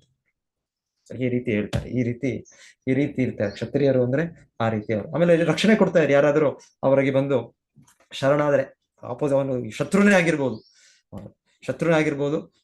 ಅವರು ತಕ್ಷಣವೇ ಅವ್ರು ಇರ್ಬೋದು, ಅವ್ರನ್ನ ಕೊಲ್ಲಬೇಕು ಅಂತ ಇರ್ಬೋದು ಅವ್ರಿಗೆ ಉದ್ದೇಶ. ಆದ್ರೆ ಅವ್ರು ಶರಣ ಆಗಿಬಿಟ್ರೆ ಅಲ್ಲೇ ಬಿಟ್ಟಿರ್ತಾರೆ. ಕ್ಷತ್ರಿಯ ಧರ್ಮ ಬಹಳ ಅದ್ಭುತವಾದ ಧರ್ಮ. ನಾವು ಪರೀಕ್ಷಿತ್ ಮಹಾರಾಜರು ಕೇಳ್ತೇವೆ, ಪರೀಕ್ಷಿತ್ ಮಹಾರಾಜರು ಆ ಕಲಿಪುರುಷನನ್ನು ಬಂಧಿಸಿದ್ರು. ಅವರು ಯಾರು ಒಂದು ಕಡೆ ಧರ್ಮ ಪುರುಷ, ಇನ್ನೊಂದು ಜೊತೆಗೆ ಭೂದೇವಿ ಅವರೊಂದು ಎತ್ತು ಮತ್ತೆ ಇದು ಗೋಮಾತೆ ಆ ರೂಪದಲ್ಲಿದ್ದಾರೆ ಅವರು. ಇನ್ನೊಂದು ಕಡೆ ಒಂದು ರಾಜನ ವೇಷವನ್ನು ತೆಗೊಂಡು ಕಲಿಪುರುಷನಿದ್ದಾನೆ. ಸೊ ಅವರು ನೋಡಿದ್ರು, 3 ಕಾಲುಗಳಾಗ್ಲೇ ತೆಗೆದುಬಿಟ್ಟಿದ್ದಾನೆ ಈ ಕಲಿಪುರುಷ, ಇವನನ್ನು ಅಲ್ಲಿ ಮರಣದಂಡನೆ ಕೊಡ್ಬೇಕು ಅಂತ. ಆದ್ರೂ ಕೂಡ ಒಂದು ಸಲ ಇವರು ಆಕ್ಚುಲಿ ಹೇಳ್ತಾರೆ, ಹೇಳೋದಿಲ್ಲ ಇವರು ಯಾರು ನಿಜವರು ಶುದ್ಧ ಭಕ್ತರು ಕೂಡ. ಒಂದ್ ರೀತಿ ಅವ್ರಿಗೇನಾದ್ರು ಅನ್ಯಾಯ ಆದ್ರು, ಇನ್ನೊಂದು ಇದಾದ್ರು, ಅವರು ನನ್ನದೇ ಕರ್ಮ ಅಂತ ಭಾವಿಸ್ತಾರೆ. ಹೇಗೆ ಇಲ್ಲಿ ಧರ್ಮಪುರುಷ ಮತ್ತೆ ಭೂದೇವಿಯವರು ಅವ್ರು ಹೇಳೋದಿಲ್ಲ, ಈ ವ್ಯಕ್ತಿ ನಮ್ಮನ್ನು ಇಷ್ಟು ಹಿಂಸೆ ಮಾಡ್ತಾ ಇರೋದು, ನಮಗೆ ನೋವು ಕೊಡ್ತಾ ಇರೋದು ಅಂತ. ಪರೀಕ್ಷಿತ ಮಾತ್ರ ಹೇಳಿಲ್ಲ ಅವರು. ಸೊ ಮೊನ್ನೆ ಒಂದು ಸಂಗತಿ ಆಯ್ತು ಒಬ್ಬ ಭಕ್ತರದು. ಸೊ ಇದ್ರಲ್ಲಿ ನಾವು ಕೇಳಿದ್ದು, ಆ ಭಕ್ತರಿಗೆ ಎಷ್ಟು ಹೊಡೆದಾಟ ಆಯ್ತು ಪಬ್ಲಿಕ್ ಅಲ್ಲಿ. ಯಾವ್ದೋ ಅವ್ರು ಪ್ರಚಾರ ಮಾಡಕ್ ಹೋದಾಗ ಯಾರೋ ಈ ರೀತಿ ಇದ್ದಾರೆ, ದ್ವೇಷಿ ಜನರು ಇರ್ತಾರೆ, ಅವ್ರಿಗೆ ಹೊಡೆದದ್ದು. ಅವ್ರು ಹೊಡೆದ್ಮೇಲೆ ಅವ್ರ ಬಗ್ಗೆ ಕೇಳಿದ್ರೆ ಅವ್ರು ಹೇಳ್ತಾರೋ, ಇಲ್ಲ ಇದು ನನ್ನ ಕರ್ಮವೇ ಇದು, ಹಾಗಾಗಿ ನಾನು ಅವ್ರು ಹೊಡಿತಾ ಇದ್ರೆ ನಾನು ಕೊಡಿಸ್ಕೊಂಡೆ ನಾನು ಅಂತ ಹೇಳ್ತಾರೆ. 1 ಸಲ 2 ಸಲ 3 ಸಲ 4 ಸಲ. ಆಮೇಲೆ ಯಾರೋ ಬಂದು ಮಧ್ಯದಲ್ಲಿ ಇನ್ಯಾರೋ ಪಕ್ಕದಲ್ಲಿ ಯಾರೋ ಒಬ್ರು ಹೆಂಗಸು ಅಲ್ಲಿರೋರು, ಅಯ್ಯೋ ಇವ್ರಿಗೆ ಏನು ನೀವು ಮಾಡ್ತಾ ಇದ್ದೀರಾ ಅಂತ ಹೋಗಿ ಅವ್ರನ್ನ ಅಲ್ಲಿ ತಡೆದಂತೆ. ಮತ್ತೆ ಇನ್ನೊಬ್ರು ಭಕ್ತರು ಹೇಳ್ತಾ ಇದ್ರು ಅವ್ರ ಜೊತೆ ಮತ್ತೆ ಅಲ್ಲೋಗಿ ವಿಚಾರಣೆ ಮಾಡುವಾಗ ವಿವರಿಸುವಾಗ. ಸೊ ಭಗವಂತನು ನಮ್ಗೆ ಬಾಯಿ ಕೊಟ್ಟಿದ್ದಾನೆ, ಕಿವಿ ಕೊಟ್ಟಿದ್ದಾನೆ. ಸೊ ಯಾರಾದ್ರೂ ಏನಾದ್ರು ನಮ್ಗೆ ಒಳ್ಳೇದು ಹೇಳೋವಾಗ ನಮ್ಗೆ ಇಷ್ಟ ಆಗ್ಲಿಲ್ಲ, ನಮ್ ಬಾಯಿ ಮಾತಾಡಬೇಕು ನಾವು. ಇಲ್ಲ ನಾವ್ ಈ ರೀತಿ ಕೈಗಳು ಈ ರೀತಿಯನ್ನ ಭಗವಂತನ ಕೊಟ್ಟಿದ್ದಾನೆ ಅಂತ ಒಬ್ಬರಿಗೆ ವಿಷಯವಾಗಿ ನಾವು ವಿರೋಧಿಸಿ ಅವ್ರನ್ನ ಹೊಡಿಯೋದು ಬಡಿಯೋದು ಎಲ್ಲ ಮಾಡಿದ್ರೆ ಭಗವಂತನ ಕೈನೇ ತೆಗೆದುಬಿಡ್ಬೋದು. ಕೈ ಏನು ನಾವು ಇದರಿಂದ ಒಬ್ಬರ ಸಾಧು ಪುರುಷನನ್ನು ನಾವು ಹಿಂಸೆ ಮಾಡ್ತೀವಿ, ಇನ್ನೊಂದು ಮಾಡ್ತೀವಿ, ಭಗವಂತನ ಇಷ್ಟು ಒಂದು ಕ್ಷಣ ಅಷ್ಟೇ ಭಗವಂತನಿಗೆ, ಅದನ್ನೇ ಭಗವಂತನ ಬಿಡಿಸ್ಬೇಕು. ಸೊ ಇನ್ನೊಬ್ಬರು ಭಕ್ತರಲ್ಲಿ ಆ ವಿಚಾರಣೆಯಲ್ಲಿ ಹೇಳ್ತಾ ಇದ್ರು, ಆ ವ್ಯಕ್ತಿ ಯಾರು ಅಂತ ನಂಗೆ ಗೊತ್ತಾಗ್ಲಿ, ನಾವು ಅವ್ರು ಎಷ್ಟು ಬಡ್ದ ಅದಕ್ಕಿಂತ ಹೆಚ್ಚು ಬಡಿತೇವೆ ನಾವು ವ್ಯಕ್ತಿ. ಯಾಕಂದ್ರೆ ಗುರು ಸ್ವಯಂ ನಾವು ತುಂಬಾ ತಾಳ್ಮೆಯಿಂದ ಇರ್ತೀವಿ. ಆದ್ರೆ ಒಬ್ಬ ಭಕ್ತರಿಗೆ ಆದಾಗ, ಕೃಷ್ಣನಿಗೆ ಆದಾಗ ನಮಗೆ ತಡ್ಕೊಳಕ್ಕಾಗುತ್ತೆ, ತಡ್ಕೊಳ್ಬಾರ್ದು. ನಾವು ಅದನ್ನ ವಿರೋಧಿಸ್ಬೇಕು. ಸೊ ಹಾಗೆ ಭಕ್ತರು ಹೇಳ್ತಾರೆ, ಇಲ್ಲ ನಾನು ಇನ್ನೂ ಹೆಚ್ಚು ಅವ್ರನ್ನ ಬಡಿತೇನೆ, ಅವ್ರು ಯಾವ್ದು ಗೊತ್ತಾಗ್ಬೇಕು ನನಗೆ. ಇನ್ನೊಬ್ರು ಹೇಳ್ತಾರೆ, ಬೇಕಾಗಿಲ್ಲ, ಈಗ ಆಧುನಿಕ ಪ್ರಪಂಚ, ನಾವು ಕಾನೂನ ಕೈಯಲ್ಲಿ ತಗೊಳ್ಳೋದು ಬೇಡ, ಖಾಲಿ ನೀವು ಪೊಲೀಸ್ ಇಲಾಖೆಗೆ ಒಂದು ಕೆಲವು ಸ್ವಲ್ಪ ಇದು ಕೊಟ್ಬಿಟ್ರೆ ಅವ್ರು ನೋಡ್ಕೊಳ್ತಾರೆ, ಅವ್ರ ಕ್ರಮ, ಅವ್ರು ಏನ್ ಮಾಡ್ಬೇಕು, ಅವ್ರಿಗೆ ಶಿಕ್ಷೆ ಅವ್ರು ನೋಡ್ಕೊಳ್ತಾರೆ. ಎನಿವೆ ಅದು ಬೇರೆ ವಿಷಯ. ಸೊ ನಾವ್ ಹೇಳ್ತಾರೆ ಪರೀಕ್ಷಿತ್ ಮಹಾರಾಜ್ ಈ ತರ ಆದಾಗ ಅವ್ರು ಸ್ಟೇಟ್ಮೆಂಟ್ ಕೊಡ್ಲಿಲ್ಲ. ಅವ್ರು ಯಾರು, ಭೂದೇವಿ ಮತ್ತೆ ಧರ್ಮಪುರುಷ ಇವರು ಮಾಡಿದ್ದು ಅಂತ.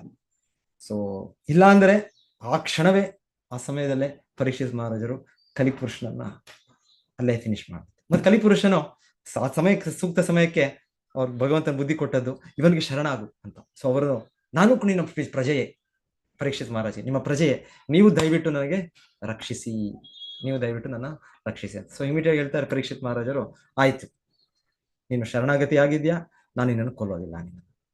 ಇಲ್ಲ ಅಂದ್ರೂ ಕೂಡ ಅವ್ರ ಸ್ಟೇಟ್ಮೆಂಟ್ ಕೊಡ್ಲಿಲ್ಲ ಅಂದ್ರೆ ಇವ್ರು ಕೊಲ್ಲಕ್ಕೆ ರೆಡಿ ಇದ್ರು, ಯಾಕಂದ್ರೆ ಗೊತ್ತು ಇವ್ರು ಅವರೇ ಮಾಡಿರೋದು ಅಂತ. ಆದ್ರೆ ಅವನು ಶರಣಾಗತಿ ಆದ, ಅವನು ನೀವು ನನಗೆ ರಕ್ಷಣೆ ಕೊಡ್ಬೇಕು ಅಂತ ಹೇಳಿದ. ಹಾಗೆ ತಕ್ಷಣವೇ ಅವನು ಶತ್ರು ಆದ್ರೂ ಅವನು ರಕ್ಷಣೆ ಕೊಡ್ಬೇಕು. ಹೀಗೆ ಕ್ಷತ್ರಿಯರ ಧರ್ಮ ಅಂದ್ರೆ ಹೀಗೆ. ಮತ್ತೆ ಹೇಳ್ತಾರೆ ಪರೀಕ್ಷಿತ ಮಹಾರಾಜರು, ನೀವು ಧರ್ಮಪುರುಷನೇ ಆಗಿರ್ಬೇಕು. ಯಾಕಂದ್ರೆ ನೀವು ಯಾರನ್ನು ಕೂಡ ಕೈ ನಾವು ಇಮಿಡಿಯೇಟ್ ಕೈ ತೋರಿಸ್ಬಿಡ್ತೇವೆ, ಇದು ನಿಮ್ಮಿಂದ ಆಯ್ತು, ನೀವು ಕಾರಣ ಇದಕ್ಕೆ. ಯಾವ ಸನ್ನಿವೇಶ ಆದ್ರೂ ಸ್ವಲ್ಪ ಹೆಚ್ಚು ಕಡಿಮೆ ಆದ್ರೆ ನಮ್ಮ ಮೇಲೆ ಸುಪೀರಿಯರ್ ಇಂದ ಬರುತ್ತೆ, ಇಲ್ಲಾಂದ್ರೆ ಇನ್ಯಾರು ಹೇಳ್ತಾರೆ, ಇದಕ್ಕೆ ನಾವು ಗುರುತಿಸ್ಬಿಡ್ತೇವೆ, ಅವ್ರನ್ನ ಗುರುತಿಸ್ಬಿಟ್ಟು ಕೈಯಲ್ಲಿ ಹಾಕ್ಬಿಡ್ತೇವೆ, ನೀವು ನಿಮ್ಮಿಂದ ಆಯ್ತು, ಇಲ್ಲಾಂದ್ರೆ ನಮ್ಮಿಂದ ಆಯ್ತು. ನಮ್ ಕೈ ಮೊದಲು ಟಕ್ಕಂತ ನಮ್ಮದು ಇದನ್ನ ನೋಡೋದಿಲ್ಲ, ನಮ್ ಕೈ ಕಡೆ ಬರೋದಿಲ್ಲ, ಆ ಕೈ ಕಡೆ ಆ ಕಡೆ ಹೋಗ್ಬಿಡುತ್ತೆ. ಆದ್ರೆ ಆ ಧರ್ಮಪುರುಷನು ಆತರ ಕೈ ತೋರಿಸ್ಲಿಲ್ಲ ಯಾರ ಮೇಲೂ, ಅದು ನಮ್ಮದೇ ಕರ್ಮ, ಅದು ಭಗವಂತನ ಇಚ್ಛೆ. ಸೊ ಆಗಿರುವಾಗ ಅದು ತುಂಬಾ ಬೆಳವಣಿಗೆ ಬೇಕು, ಆ ಸ್ಟೇಜ್ಗೆ ಹೋಗ್ಬೇಕು ಅಂದ್ರೆ, ಆ ಹಂತ ಹೋಗ್ಬೇಕು ಅಂದ್ರೆ. ಆಮೇಲೆ ನೀವೇ ಕ್ಷತ್ರಿಯ ಧರ್ಮದಲ್ಲಿ ಬಹಳ ಒಳ್ಳೆಯ ಗುಣಗಳಿದೆ. ಈ ರೀತಿ ಅವರು ಹೇಗೆ ಇದು ಮಾಡ್ತಾರೆ. ಸೊ ಈ ರೀತಿ ಅವ್ರು ಬೇಟೆಗೆ ಹೋಗಿದ್ದು ಇದು. ಸೊ ನಂತರ ಆ ಸಮಯದಲ್ಲಿ ಏನ್ ಹೇಳ್ತಾ ಇದ್ದಾರೆ, ಏನಾಯ್ತು ಆ ಸಮಯದಲ್ಲಿ, ಅವರ ಉತ್ತಮನ ಅಂತ್ಯ ಆಯ್ತು. ಅದು ಒಂದು ಮೋಸದಿಂದ, ಒಂದು ನ್ಯಾಯದ ಮಾರ್ಗದಿಂದ ಆಗ್ಲಿಲ್ಲ. ಅದರ ಡೀಟೇಲ್ಸ್ ನನಗೆ ಗೊತ್ತಿಲ್ಲ, ವಿವರಣೆ ಯಾರಿಗೂ ಗೊತ್ತಿದ್ರೆ ಹೇಳ್ಬೋದು. ಇಲ್ಲಿ ಭಾಗವತದಲ್ಲಿ ಕೊಟ್ಟಿಲ್ಲ ಅದ್ರ ಬಗ್ಗೆ ಡೀಟೇಲ್ಸ್. ಆಕ್ಚುಲಿ ಭಗವಂತ ಸಂಕಲ್ಪ ಕೂಡ ಇತ್ತು ಒಂದು ರೀತಿ. ಯಾಕಂದ್ರೆ ಭಗವಂತನ ಮೊದಲೇ ಧ್ರುವ ಮಹಾರಾಜರು ತಪಸ್ಸೆ ಮಾಡಿದ್ಮೇಲೆ ಅವ್ರಿಗೆ ಹೇಳಿರ್ತಾರೆ, ಹೇಗೋ ಇವರು ಕಾರಣರು, ಉತ್ತಮ ಮತ್ತೆ ಅವರ ತಾಯಿ ಸುರುಚಿ, ಹಾಗೆ ಅದು ದೊಡ್ಡ ವೈಷ್ಣವ ಅಪರಾಧ, ಮುಂದೆ ಅವರು ಅದರ ಪ್ರತಿಕ್ರಿಯೆಯನ್ನು ಅವ್ರು ಅನುಭವಿಸ್ತಾರೆ. ಸೊ ಭಗವಂತ ಆಗ್ಲೇ ಹೇಳಿರ್ತಾನೆ, ಈ ರೀತಿ ನಿನ್ನ ತಮ್ಮನ ಅಂತ್ಯವಾಗುತ್ತೆ. ಆದ್ರೆ ಮೋಸ್ಟ್ಲಿ ಆ ಸಮಯಕ್ಕೆ ಮರ್ತೋಗ್ಬಿಡ್ತಾರೆ ಅನ್ಸುತ್ತೆ ಧ್ರುವ ಮಹಾರಾಜರು, ಭಗವಂತನ ಇಚ್ಛೆಯಿಂದ ಅದು ಕೂಡ ಮರ್ತೋಗ್ಬಿಡ್ತಾರೋ, ಇಲ್ಲಾಂದ್ರೆ ತಮ್ಮ ಮೇಲೆ ತುಂಬಾ ಪ್ರೀತಿ ಇರುತ್ತೆ ಅವ್ರಿಗೆ, ಸಹಜ ಎಷ್ಟಾದ್ರೂ ಕೂಡ ತನ್ನ ತಮ್ಮನೇ. ಒಂದಕ್ಕೆ ಸಮಯದಲ್ಲಿ ಅವ್ರಿಗೆ ಕಾರಣ ಇರ್ಬೋದು, ಆದ್ರೆ ಅವ್ರಿಗೆ ಆಧ್ಯಾತ್ಮಿಕ ನೆಲೆಯನ್ನು ಸೇರಿದ್ಮೇಲೆ ಅವ್ರಿಗೆ ಯಾವತ್ತೂ ಕೂಡ ಮತ್ತೆ ಇದು ಭಾವನೆ ಇರ್ಲಿಲ್ಲ, ಶತ್ರುತ್ವ ತಮ್ಮನ ಮೇಗೆ ಇರ್ಲಿಲ್ಲ, ತುಂಬಾ ಆತ್ಮೀಯ ಭಾವನೆ ಇತ್ತು ಅವ್ರು. ಆಕ್ಚುಲಿ ಪಾಂಡವರಿಗೂ ಕೌರವರ ಬಗ್ಗೆ ಹೇಳ್ಬೇಕಂದ್ರೆ ತುಂಬಾ ಒಂದು ಆತ್ಮೀಯ ಭಾವವೇ ಇತ್ತು. ಎಷ್ಟರ ಮಟ್ಟಿಗೆ ಅಂದ್ರೆ ಒಮ್ಮೆ ಹೇಳ್ತಾರೆ, ಯುಧಿಷ್ಠಿರ್ ಮಹಾರಾಜ ವನವಾಸದಲ್ಲಿರ್ತಾರೆ. ವನವಾಸದಲ್ಲಿದ್ದಾಗ ಆಗ ಇನ್ನೇನು ವನವಾಸ ಮುಗಿಬೇಕು ಏನೋ ಆ ಸಮಯದಲ್ಲಿ ಇವರು ದುರ್ಯೋಧನ ಬರ್ತಾನೆ ಕಾಡಿಗೆ ಬಂದು ಅವರ ಇದನ್ನು ತೋರಿಸ್ಲಿಕ್ಕೆ, ಎಲ್ಲ ಸಂಪೂರ್ಣ ಅವರೆಲ್ಲ ಆ ಕಿರೀಟ ಎಲ್ಲ ಹಾಕಿ ಅದೆಲ್ಲ ಅವರ ವೇಷಧಾರಣೆ ಮಾಡಿ ದೊಡ್ಡ ರಾಜನ ವೇಷದಲ್ಲಿ ಬರ್ತಾರೆ, ಅವ್ರು ತೋರಿಸ್ಕೊಳ್ಬೇಕು ಅಂತ. ಆಮೇಲೆ ಎಲ್ಲ ಅವರ ಸಂಗಡಿಗರೆಲ್ಲ ಬಂದು ಆ ಬರೋ ಮಾರ್ಗದಲ್ಲೇ, ಎಲ್ಲಿ ಇವರು ಪಾಂಡವರು ಇರ್ತಾರೆ, ಬರೋ ಮಾರ್ಗದಲ್ಲೇ ಅವ್ರನ್ನ ಅವರ ವಿರುದ್ಧವಾಗಿ ಈ ದೇವತೆಗಳು ಯಕ್ಷ ಅನ್ಕೊಳ್ತೀನಿ, ಯಕ್ಷರೇ ಅನ್ಕೊಳ್ತೀನಿ, ಮೋಸ್ಟ್ ಇದೇ ತರ ಯಕ್ಷರ ಅನ್ಸುತ್ತೆ. ಸೊ ಅವ್ರೇನ್ ಮಾಡ್ತಾರೆ, ಇವ್ರನ್ನ ಹರೇ ಕೃಷ್ಣ ಪ್ರಭು ಹರೇ ಕೃಷ್ಣ ಪ್ರಭು ಕ್ಷಮಿಸಿ, ಗಂಧರ್ವರ ಕ್ಷಮಿಸ್ಬೇಕು, ನನಗೆ ಅದು ಎಕ್ಸಾಕ್ಟ್ ಇದು ಗೊತ್ತಿಲ್ಲ.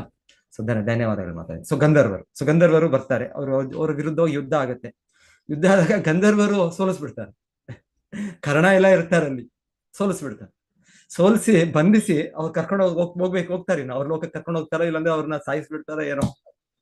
ಸೊ ಮತ್ತೆ ಹೇಳ್ತಾರೆ, ಅವರು ಧರ್ಮರಾಜ ಯುಧಿಷ್ಠಿರ ಆ ವಿಷಯವನ್ನು ಯಾರೋ ಒಬ್ರು ಅವರ ಒಂದು ಇವರಿಂದ ಕಳಿಸ್ತಾರೆ, ದೂತರಿಂದ ಕಳಿಸ್ತಾರೆ ವಿಷಯ.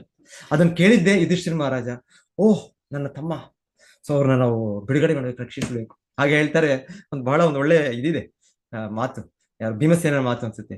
ನಾವು ಎಷ್ಟು ಕಷ್ಟದಿಂದ ಪರಿಶ್ರಮದಿಂದ ನಾವು ಮುಂದೆ ಮಾಡ್ಬೇಕಾಗಿತ್ತು, ಹಿಂದೆ ನಾವೇ ಮಾಡ್ಬೇಕಾಗಿತ್ತು. ಯಾಕಂದ್ರೆ ನಮಗೆ ಅಷ್ಟು ಅನ್ಯಾಯ ಆಗಿದೆ, ಈ ವ್ಯಕ್ತಿ ಅಷ್ಟು ಅಧರ್ಮದ ವ್ಯಕ್ತಿ, ಅಷ್ಟು ನಮಗೆ ನೋವು ಕೊಟ್ಟದ್ದು, ನಮಗೆ ಅಲ್ಲದೆ ನಿಮ್ಮಂತಹ ಧರ್ಮರಾಜರಂತಹ ವ್ಯಕ್ತಿಗೆ ಇವನ್ ನೋವು ಕೊಟ್ಟ ವ್ಯಕ್ತಿ ಇವನ್. ಸೊ ಇವನಿಗೆ ನಾವು ಎಷ್ಟು ಕಷ್ಟಪಟ್ಟು ಎಷ್ಟು ಸೈನ್ಯ ಬಲವನ್ನು ಸೇರಿಸಿ ನಾವು ಮಾಡ್ಬೇಕಾಗಿತ್ತೋ ಆಗಲೇ ಗಂಧರ್ವರು ಮಾಡ್ತಾ ಇದ್ದಾರೆ. ಸೊ ಆಗ್ಲಿ ಆಗೋದವರು ಒಳ್ಳೇದಾಯ್ತು ಅಂತ ಹೇಳ್ತಾರೆ. ಆದ್ರೆ ಯುಧಿಷ್ಠಿರರು ಇಲ್ಲ ನೀವು ಹೋಗ್ತೀರಾ ಇಲ್ವಾ, ನಾನೇ ಹೋಗ್ತೀನಿ. ಸೊ ಇದು ಈ ರೀತಿ ಯುಧಿಷ್ಠಿರ ಮಹಾರಾಜರ ಇದು ವ್ಯಕ್ತಿತ್ವ. ನೀವು ಹೋಗ್ಲಿಲ್ವಾ, ನೀವು ಅರ್ಜುನ ಹೋಗೋದಿಲ್ವಾ, ತೊಂದ್ರೆ ನಾನೇ ಹೋಗ್ತೀನಿ. ಸೊ ಅದಕ್ಕೂ ಕೂಡ ರೆಡಿ ಯುಧಿಷ್ಠಿರ ಮಹಾರಾಜ. ಮತ್ತೆ ಹೋಗ್ತಾರೆ ಭೀಮಸೇನ ಮತ್ತೆ ಅರ್ಜುನ, ಇವರು ಹೋಗಿ ಅರ್ಜುನ ಅವರು ಗಂಧರ್ವರನ್ನ ಸೋಲಿಸಿ ಅವ್ರನ್ನ ಬಿಡುಗಡೆ ಮಾಡ್ತಾರೆ, ಕಾರಣ ದುರ್ಯೋಧನ. ಸೊ ಈ ರೀತಿ ಕ್ಷತ್ರಿಯ ಧರ್ಮ, ಈ ರೀತಿಯ ಮಹಾನ್ ವ್ಯಕ್ತಿಗಳು ಹಿಂದೆ ಇರ್ತಾ ಇದ್ದಾರೆ. ಸೊ ಈಗ ಧ್ರುವ ಮಹಾರಾಜನ್ ಕೂಡ ತನ್ನ ತಮ್ಮನ ಮೇಲೆ ಒಂದು ಸಹಜವಾದ ಪ್ರೀತಿ ಇದೆ. ಸೊ ಹೇಳ್ತಾ ಇದಾರೆ ಇಲ್ಲಿ ಅವ್ರಿಗೆ ಒಂದು ಇದಾಯ್ತು, ಅವ್ರಿಗೆ ಕೂಡ ರೋಷ ಬಂತು, ಕೋಪ ಮೃಷ ಅಂತ ಹೇಳ್ತಾ ಇದ್ದಾರೆ. ಸೊ ಹೇಳ್ತಾರೆ ಇದೇನು ಅವ್ರು, ಹಾಗಾಗಿ ಅವ್ರೇನೋ ತಾಮಸ ಗುಣದಲ್ಲಿದ್ದಾರೆ, ರಾಜಸ ಗುಣದಲ್ಲಿ ಅಂತಾರೆ ಅಂತ ಇಲ್ಲ. ಇದು ಭಕ್ತರಿಗೆ ಈ ತರ ಭಾವನೆಗಳು ಬರಬಾರ್ದು ಅಂತ ಅಲ್ಲ. ಕೆಲವು ಜನ ಹಂಗ ಅನ್ಕೊಳ್ತಾರೆ. ಹಾಗೆ ಭಕ್ತ ಇದೆ ಅಂದ್ರೆ ನೀವು ಸಾಧು ಪುರುಷ ಅಂದ್ರೆ ನೀವು ಅಂದ್ರೆ ನಿಮ್ಮಲ್ಲಿ ಯಾವ್ದು ಭಾವನೆಗಳಿರ್ಬಾರ್ದು, ಕೋಪ. ಹೌದು, ವೈಯಕ್ತಿಕವಾಗಿ ಸ್ವಂತವಾಗಾದ್ರೆ ಭಕ್ತರು ಅವರನ್ನು ಸ್ವೀಕರಿಸ್ತಾರೆ. ಹರೇ ಕೃಷ್ಣ ಪ್ರಭುಜಿ. ಹರೇ ಕೃಷ್ಣ ಮಾತಾಜಿ. ಹರೇ ಕೃಷ್ಣ ಪ್ರಭುಜಿ. ಯುಧಿಷ್ಠಿರ ಹೇಳ್ತಾನೆ, ಮನೆಯಲ್ಲಿ ನಮ್ಗಳಲ್ಲಿ ಏನಾರ ಒಂದು ಡಿಫರೆನ್ಸ್ ಇರ್ಬೋದು, ಒಪಿನಿಯನ್ಸ್ ಇರ್ಬೋದು, ಆದ್ರೆ ನಾವು ಬೇರೆಯವರು ನಮ್ಮನ್ನ ಅಟ್ಯಾಕ್ ಮಾಡಿದಾಗ ನಾವು ಮನೆ ಜನ ಎಲ್ಲ ಒಂದಾಗ್ಬೇಕು ಅಂತ ಹೇಳಿ ಹೇಳ್ತಾನೆ. ನಮ್ಮಲ್ಲಿ ಬೇಕಾದಷ್ಟು ಇದಿರ್ಬೋದು, ನಮ್ಮಲ್ಲೂ ಕೌರವರಲ್ಲಿ ಇದಿರ್ಬೋದು, ಆದ್ರೆ ನಾವು ಒಂದೇ ಫ್ಯಾಮಿಲಿಯವರು. ಸೊ ನಾವು ಅದನ್ನ ತೋರಿಸ್ಕೋಬಾರ್ದು ಅಂತ ಹೇಳಿ ಹಂಗೆ ಹೇಳ್ಬಿಟ್ಟು ಸೊ ಮಹಾಭಾರತ ಹೀಗೆ ಬಹಳ ನಮಗೆ ಚಿಕ್ಕ ಎಷ್ಟೊಂದು ಸನ್ನಿವೇಶಗಳು, ಎಷ್ಟು ಪಾಠಗಳಿದೆ ನಮ್ಮ ಕಲಿಯೋದು ನಮಗೆ ಅಲ್ವಾ. ವೇದವ್ಯಾಸರು ಬರೆದದ್ದು ಪಂಚಮ ವೇದ ಅಂತ. ಸೊ ಫುಲ್ ಅವರು ಅದನ್ನೇ ನಾವು ಒಂದೊಂದೊಂದೊಂದು ಇದನ್ನು ಕೂಡ ಇನ್ಸ್ಟೆನ್ಸ್ ನಾವು ತಗೊಂಡ್ರೆ ಎಷ್ಟೋ ಪಾಠಗಳಿದೆ ನಮ್ಮ ಕಲಿಯೋದು. ಹೌದು ಏನು ಮೂರನೇವನ ಲಾಭ, ಮನೆಯ ಜಗಳ ಮೂರನೇ ಲಾಭ ಅಂತ ಹೇಳ್ತಾರಲ್ಲ ಆತರ. ಸೊ ಆತರ ನಾವು ಇದನ್ನ ಕಾಮನ್ ಸೆನ್ಸ್ ಕೂಡ. ಸೊ ಏನಿದೆ, ಸೊ ಹೀಗೆ ಯುಧಿಷ್ಠಿರ ಮಹಾರಾಜರಿಗೆ ಆತರ ಭಾವನೆ ಇಲ್ಲ. ಯುಧಿಷ್ಠಿರ ಮಹಾರಾಜ ಯಾವಾಗ್ಲೂ ಕೂಡ ಅವರು ನನಗೆ ರಾಜ್ಯ ಬೇಕು, ನನಗೆ ಇನ್ನೊಂದು ಬೇಕು, ಅವ್ರಿಗೆ ಆತರ ಇಲ್ವೇ ಇಲ್ಲ. ಅವರು ಮುಕ್ತ ಪುರುಷರು. ಕೃಷ್ಣನಿಗೆ ಯುಧಿಷ್ಠಿರ ಮಹಾರಾಜರಂತ ವ್ಯಕ್ತಿಗಳು ಆಳ್ವಿಕೆ ಮಾಡಬೇಕು, ಆ ಇಚ್ಛೆಯಿಂದ ಅವ್ರು ಸ್ವೀಕರಿಸಿದಾರೆ ಅಷ್ಟೇ. ಯುಧಿಷ್ಠಿರ ಮಹಾರಾಜರಿಗೆ ಯಾವತ್ತು ಕೂಡ ಇದಕ್ಕೆ ಈ ವ್ಯಾಮೋಹ ಇದಿಲ್ವೇ ಇಲ್ಲ. ಅವ್ರಿಗೆ ಮುಕ್ತ ಪುರುಷರು. ಯುದ್ಧ ಆದ್ಮೇಲೆ ಕೂಡ ಯುಧಿಷ್ಠಿರ ಮಹಾರಾಜರು ಹೇಳ್ತಾರೆ, ನನ್ನಿಂದಲೇ ಆಯ್ತು ಇದೆಲ್ಲ ರಕ್ತಪಾತ, ಸಾವಿರಾರು ಲಕ್ಷಾಂತರ ಜನ ಈ ರೀತಿ ಅವರ ಸಾವು ಆಯ್ತು, ನಾನೇ ಕಾರಣ, ಅದಕ್ಕೆ ನಾನೇ ಕಾರಣ. ಹಾಗಾಗಿ ನಾನು ರಾಜನ ಆಗೋದಿಲ್ಲ, ನಾನು ಪಾಪಿ, ನಾನು ನರಕದಲ್ಲಿ ಶಾಶ್ವತವಾಗಿರ್ಬೇಕು ನಾನು ಅಂತ ಯುಧಿಷ್ಠಿರ ಮಹಾರಾಜರು. ಹೇಗೆ ಅರ್ಜುನನು ಶೋಕ ಪಟ್ಟ ಭಗವದ್ಗೀತೆ ಕೃಷ್ಣ ಹೇಳೋ ಮುಂಚೆ, ಅದೇ ರೀತಿ ಯುಧಿಷ್ಠಿರ ಮಹಾರಾಜರು ಶೋಕ ಪಡ್ತಾರೆ. ಸೊ ಅವ್ರಿಗೆ ಆತರ ಏನು ಇದಿಲ್ಲ, ಅವರು ಆ ವ್ಯಾಮೋಹ ಇಲ್ಲ, ಇನ್ನೊಂದಿಲ್ಲ, ಅವ್ರಿಗೆ ಅಟ್ಯಾಚ್ಮೆಂಟ್ ಇಲ್ಲ. ಅವರು ಕಾರ್ಯನಿರ್ವಹಣೆ ಮತ್ತೆ ಭಗವಂತನು ಅವರನ್ನು ಭೀಷ್ಮ ಪಿತಾಮಹರಿಂದ ಅವ್ರಿಗೆ ಒಪ್ಪಿಸಿ ಅವ್ರಿಗೆ ಸಮಾಧಾನ ಪಡಿಸಿ, ಇಲ್ಲ ಇದು ಭಗವಂತನ ಆದೇಶ, ಇದು ಭಗವಂತನ ಸೇವೆ, ನೀನ್ ಮಾಡ್ಬೇಕು. ಆಕ್ಚುಲಿ ಈ ತರ ಮ್ಯಾನೇಜ್ಮೆಂಟ್ ಅಲ್ಲಿ ಆಕ್ಚುಲಿ ಹೇಳ್ಬೇಕಂದ್ರೆ ಸಂಸ್ಥೆಯಲ್ಲಿ ಮ್ಯಾನೇಜ್ಮೆಂಟ್ ಅಲ್ಲಿ ಕೂಡ ಇದ್ದಾಗ ಇದೊಂದು ರೀತಿ ಕ್ಷತ್ರಿಯ ಧರ್ಮ ಪಾಲನೆ. ನಮ್ಮ ಪ್ರಭುಜಿಗಳು ಹೇಳ್ತಾ ಇರ್ತಾರೆ, ಈ ಕ್ಷತ್ರಿಯ ಧರ್ಮ ಪಾಲನೆ ಇದ್ದಾಗ ನಾವು ನಿರ್ಧಾರವನ್ನು ತಗೊಳ್ಬೇಕು. ಒಮ್ಮೊಮ್ಮೆ ಒಬ್ಬೊಬ್ಬರಿಗೆ ಅದು ಸರಿ ಅನ್ಸೋದಿಲ್ಲ, ಅದು ಅವ್ರು ಏನು ಇವ್ರು ಈಗ ಮಾಡ್ಬಿಟ್ರು ಇಲ್ಲ, ಅದು ನಾವಿರ್ಬೋದು, ನಾವು ಇಲ್ಲಿ ಒಂದು ಸಾಧು ಪುರುಷರಾಗಿ ನಾವು ಸಾಧುಗಳಾಗ್ಬೇಕು, ನಾವು ಭಗವಂತನ ಧಾಮ ಹೋಗ್ಬೇಕು, ಅದು ನಮ್ಮ ಉದ್ದೇಶ. ಆದ್ರೆ ಮ್ಯಾನೇಜ್ಮೆಂಟ್ ಅಂತ ಇದ್ದಾಗ ಇಲ್ಲಿ ಈ ಒಂದು ಡಿಸಿಷನ್ ನಿರ್ಧಾರಗಳು ತಗೊಳ್ಬೇಕಾಗತ್ತೆ, ಒಬ್ಬರಿಗೆ ಒಂದು ಕ್ರಮವನ್ನು ತಗೊಳ್ಬೇಕಾಗತ್ತೆ. ಆದ್ರೆ ಅಫ್ಕೋರ್ಸ್ ಶಿಲಾ ಪ್ರಭುಪಾದರು ನಮ್ಗೆ ಆಚಾರ್ಯರು ಕೊಟ್ಟಿದ್ದಾರೆ, ಅದನ್ನ ಅವ್ರು ಕೊಟ್ಟಿರೋ ಒಂದು ಕಡಿವಾಣ, ಅದರಲ್ಲಿ ಆ ರೀತಿ ಮಾಡಿದ್ರೆ ನಾವೇನೊಬ್ಬರನ್ನ ಶಿಕ್ಷೆ ಕೊಡಬೇಕು ಏನೋ ಆ ರೀತಿ ಇಲ್ಲ. ನಮ್ಮ ಸಂಸ್ಥೆಯಲ್ಲಿ ಹೇಳ್ಬೇಕು, ನಮ್ಮ ಗುರು ಮಹಾರಾಜರು ಎಲ್ಲರೂ ತುಂಬಾ ಕರುಣೆಯಿಂದ, ತುಂಬಾ ಕೃಪೆಯಿಂದ ಅವರು ಭಕ್ತಿಯಲ್ಲಿ ಒಬ್ಬರು ತೊಡಗಿಸ್ತಾರೆ, ಮತ್ತೆ ಪ್ರೋತ್ಸಾಹ ಕೊಡ್ತಾರೆ, ಆ ತರ ಎಲ್ಲ ಇದೆ. ಆದ್ರೆ ಒಮ್ಮೊಮ್ಮೆ ಆದ್ರೂ ಕೂಡ ಎಷ್ಟೇ ಆದ್ರೂ ಒಮ್ಮೊಮ್ಮೆ ಇರುತ್ತೆ ಅದು ಸನ್ನಿವೇಶಗಳು, ಒಬ್ಬರು ಅದನ್ನ ಇನ್ನೊಂದು ರೀತಿ ಅರ್ಥ ಮಾಡ್ಕೊಳ್ತಾರೆ, ಅಪಾರ್ಥ ಮಾಡ್ಕೊಳ್ತಾರೆ, ಇನ್ನೊಂದ್ ಸ್ವಲ್ಪ ಸಾರಿ ಕಡಿಮೆ ಇರ್ಬೋದು. ಸೊ ಒಂದೊಂದ್ಸಲ ಒಬ್ಬರು ಭಕ್ತರಲ್ಲಿ ವ್ಯಕ್ತ ಆಗೋದು. ಯಾಕಂದ್ರೆ ಎಲ್ಲವೂ ಒಂದು ನಾವು ಸಹನೆಯಲ್ಲಿ ಸ್ವಲ್ಪ ಇದ್ರೆ ಎಲ್ಲವೂ ಕೂಡ ನಮ್ಗೆ ಅರ್ಥ ಆಗುತ್ತೆ, ಎಲ್ಲವೂ ಕೂಡ ಎಲ್ಲಕ್ಕೂ ಕೂಡ ಪ್ರತಿಕ್ರಿಯೆ ಬರುತ್ತೆ. ಯಾರಿಗೂ ಬರೋದಿಲ್ಲ ನೋಡಿ, ಇಂಥ ಉತ್ತಮ ಅವ್ರಿಗೆ ಪ್ರಕ್ರಿಯೆ ಬರ್ತಾ ಇದೆ. ಉತ್ತಮ ಏನ್ ಸಾಮಾನ್ಯ ವ್ಯಕ್ತಿ ಅಲ್ಲ, ಸುರುಚಿ ಏನ್ ಸಾಮಾನ್ಯ ವ್ಯಕ್ತಿ ಅಲ್ಲ. ಇದು ನೋಡ್ತಾ ಇರೋದು ಇವತ್ತು ನಾವು ಸುರುಚಿ ಅವರು ರಾಣಿ, ಮಹಾರಾಣಿ ಅವರು. ಆದರೆ ಅವ್ರಿಗೂ ಕೂಡ ಅದು ಪ್ರತಿಕ್ರಿಯೆ ಬಂದಿದೆ. ಅವ್ರಿಗೆ ಬರ್ಲಿಲ್ವಾ? ಅವ್ರಿಗೆ ಒಂದು ರೀತಿ ಅಗತ್ಯ ಇಲ್ಲ ಅವ್ರಿಗೆ, ಯಾಕಂದ್ರೆ ಅವರು ಉತ್ಥಾನಪಾದರ ರಾಣಿ, ಸುನೀತಿಯ ಕಿರಿ ಇವರು ಇದು ಅಂತ ಹೇಳ್ಬೇಕು. ಸೊ ಧ್ರುವ ಅವರ ಇವರು, ಆದ್ರೂ ಕೂಡ ಅವ್ರು ಕೂಡ ಒಂದು ರೀತಿ, ಯಾಕಂದ್ರೆ ಇದು ನಾವು ಪಾಠಗಳು ಕಲೀಲಿಕ್ಕೆ ನಮ್ಗೆ ತೋರಿಸೋ ಇದಂತದ್ದು. ಮತ್ತೆ ಡೆಫಿನೆಟ್ಲಿ ಅವ್ರಿಗೆ ಒಳ್ಳೆ ಇದೇ ಇರುತ್ತೆ. ಅವ್ರಿಗೇನು ಉತ್ತಮ ಆಗ್ಬೋದು, ಸುರುಚಿಗಾಗ್ಬೋದು, ಅವ್ರಿಗೆ ಏನಾದ್ರು ಇನ್ನೇನಾದ್ರು ನರಕಕ್ಕೆ ಹೋಗ್ಬೇಕು ಆ ತರ ಇರೋದಿಲ್ಲ. ಅವರು ಇನ್ನು ಮುಂದೆ ಅವರು ಆಧ್ಯಾತ್ಮಿಕವಾಗಿ ಪ್ರಗತಿ ಸಾಧಿಸೋ, ಇಲ್ಲಾಂದ್ರೆ ಭಗವತ್ತಾಮಕ್ಕೆ ಹೋಗಿದ್ರು ಏನೋ ಅವರು. ಯಾಕಂದ್ರೆ ಅವರ ತಂದೆ ಉತ್ಥಾನಪಾದ, ಅವರು ರಾಜರ್ಷಿಯಾಗಿ ತಂದೆ ಪಡೆದದ್ದು ಆಟೋಮ್ಯಾಟಿಕ್ಲಿ ಅವ್ರ ರಾಣಿಗೂ ಸಿಗುತ್ತೆ, ಅರ್ಧ ಸಿಗುತ್ತೆ. ಸೊ ಇರ್ಬೋದು ಭಗವಂತನು ಆದ್ರೆ ನಮಗೆ ಭೌತಿಕವಾಗಿ ತೋರಿಸ್ತಾ ಇರೋ ರೀತಿಯಲ್ಲಿ ಇಲ್ಲಿ ಅವರ ಒಂದು ಅಂತ್ಯವಾಗ್ತಾ ಇದೆ. ಮತ್ತೆ ಅವ್ರ ತಾಯಿ ಕೂಡ ಆ ರೀತಿ ಅವರ ಒಂದು ರೀತಿ ಅವರು ಕಾಡ್ಗಿಚ್ಚಲ್ಲಿ ಸಿಕ್ಕಿ ಅವರು ಇದಾಗ್ಬಿಡ್ತಾರೆ. ಇದೆಲ್ಲ ಕೇಳ್ತಾ ಇದೀವಿ. ಮರಣ ಆಗ್ಲೇಬೇಕು, ಹೇಗಿದ್ರು ಮರಣ ಆಗ್ಲೇಬೇಕು. ಈ ರೀತಿ ನಮಗೆ ಒಂದು ಹಾರ್ಟ್ ಅಟ್ಯಾಕ್ ಆಗ್ಬೇಕು, ಇಲ್ಲಾಂದ್ರೆ ಅಪಘಾತ ಆಗ್ಬೇಕು, ಮರಣವೇ. ಸೊ ನಾವ್ ಅನ್ಕೊಳ್ತೀವಿ, ಇಲ್ಲ ನಾನು ಪೀಸ್ಫುಲ್ ಆಗಿ ನಾನು ಮಲಗಿದ್ದಾಗ ಬೆಳಿಗ್ಗೆ ಹೇಳೋ ಮುಂಚೆ ನನಗೆ ನನ್ನ ಹಾಸಿಗೆಯಲ್ಲಿ ನಿದ್ದೆನಲ್ಲಿ ನನಗೆ ಜೀವ ಹೋಗ್ಬಿಡ್ಬೇಕು. ಎಲ್ಲವೂ ಒಂದೇ, ನಮಗ್ ಗೊತ್ತಿಲ್ಲ ಅಷ್ಟೇ. ನಾವು ಹೀಗೆ ಆರಾಮಾಗಿ ಆ ಹಾಸಿಗೆಯಲ್ಲಿ ಮಲಗಿ ನಮಗೆ ನಾವು ಸತ್ರು ಒಂದೇ, ನಾವು ಅಲ್ಲಿ ಅಪಘಾತದಲ್ಲಿ ಇಲ್ಲಾಂದ್ರೆ ಯಾರೋ ಬಂದೂಕಿಟ್ಟು ನಮ್ಗೆ ಸತ್ರು ಒಂದೇ. ನಮಗೆ ಅದರ ಅನುಭವ ಮರ್ತು ಬಿಟ್ಟಿದ್ದೇವೆ. ನೋವು ಒಂದೇ ಹೇಳ್ತಾರೆ. ಸಪೋಸ್ ಎಲೆಕ್ಟ್ರಿಸಿಟಿ ಇಲ್ಲಾಂದ್ರೆ 1000 ವೋಲ್ಟೇಜ್ 2000 ವೋಲ್ಟೇಜ್ ಶಾಕ್ ಸಿಕ್ಕರೆ ಹೆಂಗಿರುತ್ತೆ ನೋವು. ಇಲ್ಲಾಂದ್ರೆ ಒಂದೇನಾದ್ರೂ ಒಂದು ಹಾವು ಇಲ್ಲಾಂದ್ರೆ ಚೇಳೋ, ತುಂಬಾ ಒಂದು 1000 ಚೇಳುಗಳು ಹೊಡೆದ್ರೆ ಹೇಗಿರುತ್ತೆ ನೋವು. ಹಾಗೆ ಮರಣದ ಸಮಯ ಆ ನೋವು ನಮ್ಗೆ ಎಲ್ಲರಿಗೂ ಬರ್ಲಿಕ್ಕಿದೆ. ನಾನು ಹೇಗ್ ಸಾಯ್ತಿರೋ ಗೊತ್ತಿಲ್ಲ. ನಾನು ಅದು ಪೀಸ್ಫುಲ್ ಆಗಿ ನಾನು ಹಾಸಿಗೆ ಮೇಲೆ ಸತ್ರು ಒಂದೇ, ನಾನು ಇನ್ನೊಂದು ರೀತಿ ಎಲ್ಲಾದ್ರೂ ಈ ರೀತಿ ನನಗೆ ಬಂದು ಯಾರಾದ್ರೂ ಬಡ್ದು ಸದ್ರು ಒಂದೇ, ನನಗೆ ನೋವಾಗೋದು ನೋವೇ. ಅದು ನಮಗೆ ಈ ತರ ಅನ್ಸುತ್ತೆ. ಇಲ್ಲ ನನಗೆ ಸುಲಭವಾಗಿ ಏನೋ ಒಂದು ಇದಿಲ್ಲದೆ ನಾನು ಆಸ್ಪತ್ರೆಗೆ ಹೋಗಿದೆ, ಅಲ್ಲಿ ICU ಅಡ್ಮಿಟ್ ಆಗಿದೆ, ಅಲ್ಲಿ ಇನ್ನೊಂದಾಗಿ ನನಗೆ ಸಾವು ಬರ್ಲಿ, ಒಂದು ಕ್ಷಣದಲ್ಲಿ ಬಂದ್ಬಿಡ್ಲಿ, ಏನ್ ಬಂದ್ರು ಒಂದೇ, ಸಾವೇ. ಅದರ ನೋವು ನಮ್ಗೆ ಬರೋದು ನೋವೇ.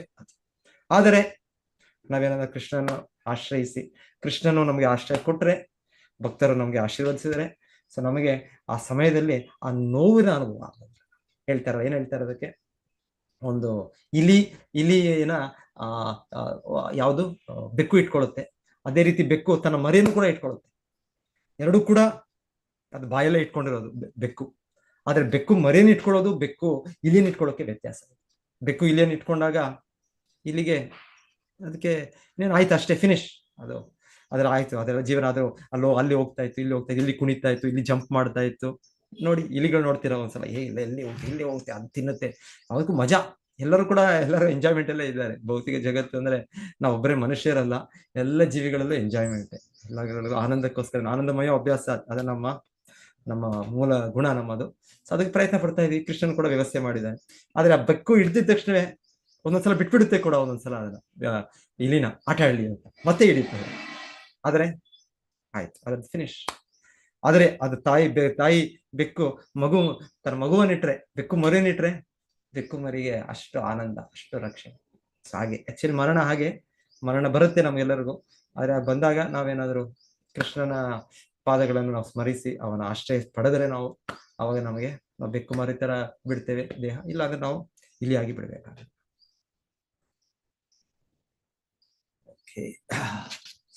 ಪ್ರಭುಜಿ ಹರೇ ಕೃಷ್ಣ. ನಮಸ್ತೆ ಪ್ರಭುಜಿ. ಹರೇ ಕೃಷ್ಣ ಪ್ರಭುಜಿ. ಹೇಳಿ ಪ್ರಭುಜಿ. ಮುರಳೀಧರ್ ಪ್ರಭುಜಿ. ಹರೇ ಕೃಷ್ಣ. ಪ್ರಭುಜಿ, ಅಲ್ಲಿ ಮಹಾಭಾರತದಲ್ಲಿ ಒಂದು ಪ್ರಸಂಗ ಬರುತ್ತಂತೆ.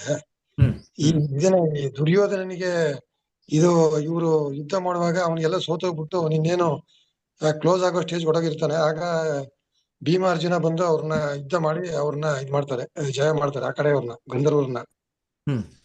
ಆಗ ಅವ್ರೇನ್ ಮಾತಾಡ್ದೆ ಹಂಗೆ ಹೊಟ್ಟೋಗ್ಬಿಡ್ತಾರೆ. ಆವಾಗ ಏನಾಗ್ತದೆ, ಈ ದುರ್ಯೋಧನ ಏನ್ ಮಾಡ್ತಾನೆ ಅಂತಂದ್ರೆ ಅವನಿಗೆ ಕ್ಷತ್ರಿಯ ಪ್ರಜ್ಞೆ ಜಾಗೃತ ಆಗಿ ನಮ್ಮ ಕೈಲಿ ಏನು ಆಗ್ತಾ ಇಲ್ಲ, ನಾವೇನು ಪ್ರಯೋಜನ ಇಲ್ಲ, ನಮಗೆ ಬಹಳ ಮುಖಭಂಗ ಅವಮಾನ ಆಗೋಯ್ತು, ನಾನೀಗ ಆತ್ಮಹತ್ಯೆ ಮಾಡ್ಕೊಂಡ್ಬಿಡ್ತೀನಿ ಅಂತ ಹೇಳಿ ಡಿಸೈಡ್ ಮಾಡಿ ಅವರಿಗೆಲ್ಲ ಹೇಳ್ಬಿಡ್ತಾನೆ. ಆವಾಗ ಅವರೆಲ್ಲ ಶಕುನಿ ಕರ್ಣ ಅವರೆಲ್ಲ ಇಲ್ಲ ಇನ್ ಮುಂದಕ್ಕೆಲ್ಲ ಇನ್ನ ಆಗುತ್ತೆ, ಹೀಗಾಗಿರೋದು ಬರೀ ಟೆಂಪರವರಿ, ಮುಂದಕ್ಕೆ ನಾವು ಇದ್ ಮಾಡೋಣ ಅಂತ ಹೇಳಿದಾಗ ನೀವ್ ಯಾರು ಹೇಳಿದ್ರು ನನಗೆ ಕೇಳೋದಿಲ್ಲ, ನಾನು ಆತ್ಮಹತ್ಯೆ ಮಾಡ್ಕೊಳ್ಳೋದು ಗ್ಯಾರಂಟಿ, ನನಗೆ ಈ ರಾಜ್ಯನೂ ಬೇಡ ಏನು ಬೇಡ, ಇಂಥ ಕ್ಷುಲ್ಲಕ ಜನರ ಹತ್ರ ನಂದು ಇದಾಗೋಯ್ತು, ನನ್ನ ಗರ್ವ ಭಂಗ ಆಗೋಯ್ತು ಅಂತ ಹೇಳಿ ಆವಾಗ ಸರಿ ಅಂತ ಹೇಳಿ ಅಲ್ಲಿ ಆವಾಗ ರಾತ್ರಿ ಆಗುತ್ತಂತೆ. ಆವಾಗ ಈ ದೈತ್ಯರು ಏನ್ ಮಾಡ್ತಾರೆ, ಆ ದೈತ್ಯರು ದೇವತೆಗಳ ತರ ದೈತ್ಯರು ಗಮನಿಸ್ತಾ ಇರ್ತಾರೆ ಇದನ್ನ. ಅವರು ರಾತ್ರಿ ಏನ್ ಮಾಡ್ತಾರೆ, ಈ ದುರ್ಯೋಧನ ತಗೊಂಡೋಗಿ ಪಾತಾಳಕ್ಕೆ ಕರ್ಕೊಂಡೋಗಿ ಅಲ್ಲೇ ಅವನಿಗೆ ಎಲ್ಲಾ ಅಸುರ ಗುಣವನ್ನ ಅವರಿಗೆ ಉಪದೇಶ ಮಾಡಿ, ಇದೆಲ್ಲ ಮುಂದಕ್ಕೆ ನಾವು ನಿಮ್ಗೆಲ್ಲ ಮಾಡ್ತೀವಿ, ನೀವೇನ್ ಮಾಡ್ಬೇಡಿ ಅಂತ ಹೇಳಿ ಅವನಿಗೆ ಎಲ್ಲ ಬ್ರೈನ್ ವಾಶ್ ಮಾಡಾದ್ಮೇಲೆ ಅವನು ಬೆಳಿಗ್ಗೆ ಬಂದಾಗ ಅವರು ಇವ್ರೇನ್ ಮಾಡ್ತಾರೆ, ಎಲ್ಲ ನಿನ್ನೆ ನಾವ್ ಇಷ್ಟೆಲ್ಲ ಹೇಳಿದ್ವಿ ಆತ್ಮಹತ್ಯೆ ಮಾಡ್ಕೊಂಡ್ಬಂದ್, ಈಗ ಅವನು ನಡ್ರಿ ಹೋಗೋಣ ಮುಂದಕ್ಕೆ ಏನ್ ಮಾಡೋಣ, ಮುಂದೆ ಪ್ಲಾನ್ ಮಾಡೋಣ, ಆ ಪ್ಲಾನ್ ಈ ಪ್ಲಾನ್ ಮಾಡೋಣ ಅಂತ ಹೇಳಿ ಅವನು ಇದ್ ಮಾಡ್ತಾನೆ. ಅಂದ್ರೆ ಅವನಿಗೆ ಕ್ಷತ್ರಿಯ ಗುಣ ಒಂದ್ಸಲ ಜಾಗೃತ ಆಗಿತ್ತು, ಆಮೇಲೆ ದೈತ್ಯರು ಬಂದು ಮತ್ತೆ ಅವನಿಗೆ ಅವನು ಅಸುರ ಗುಣದಲ್ಲಿ ಡಾಮಿನೇಷನ್ ಇತ್ತು, ಅದನ್ನ ಮಾಡಿದ್ರು ಅಂತ ಹೇಳಿ ಮಹಾಭಾರತದಲ್ಲಿ ಒಂದು ಸತ್ಸಂಗ ಪ್ರಸಂಗ. ನೋಡಿ ಅಸರ್ ಸಂಘದ ಪ್ರಭಾವ ಯಾವಾಗ್ಲೂ ಅಲ್ವಾ, ಸಂಘದ ಪ್ರಭಾವ.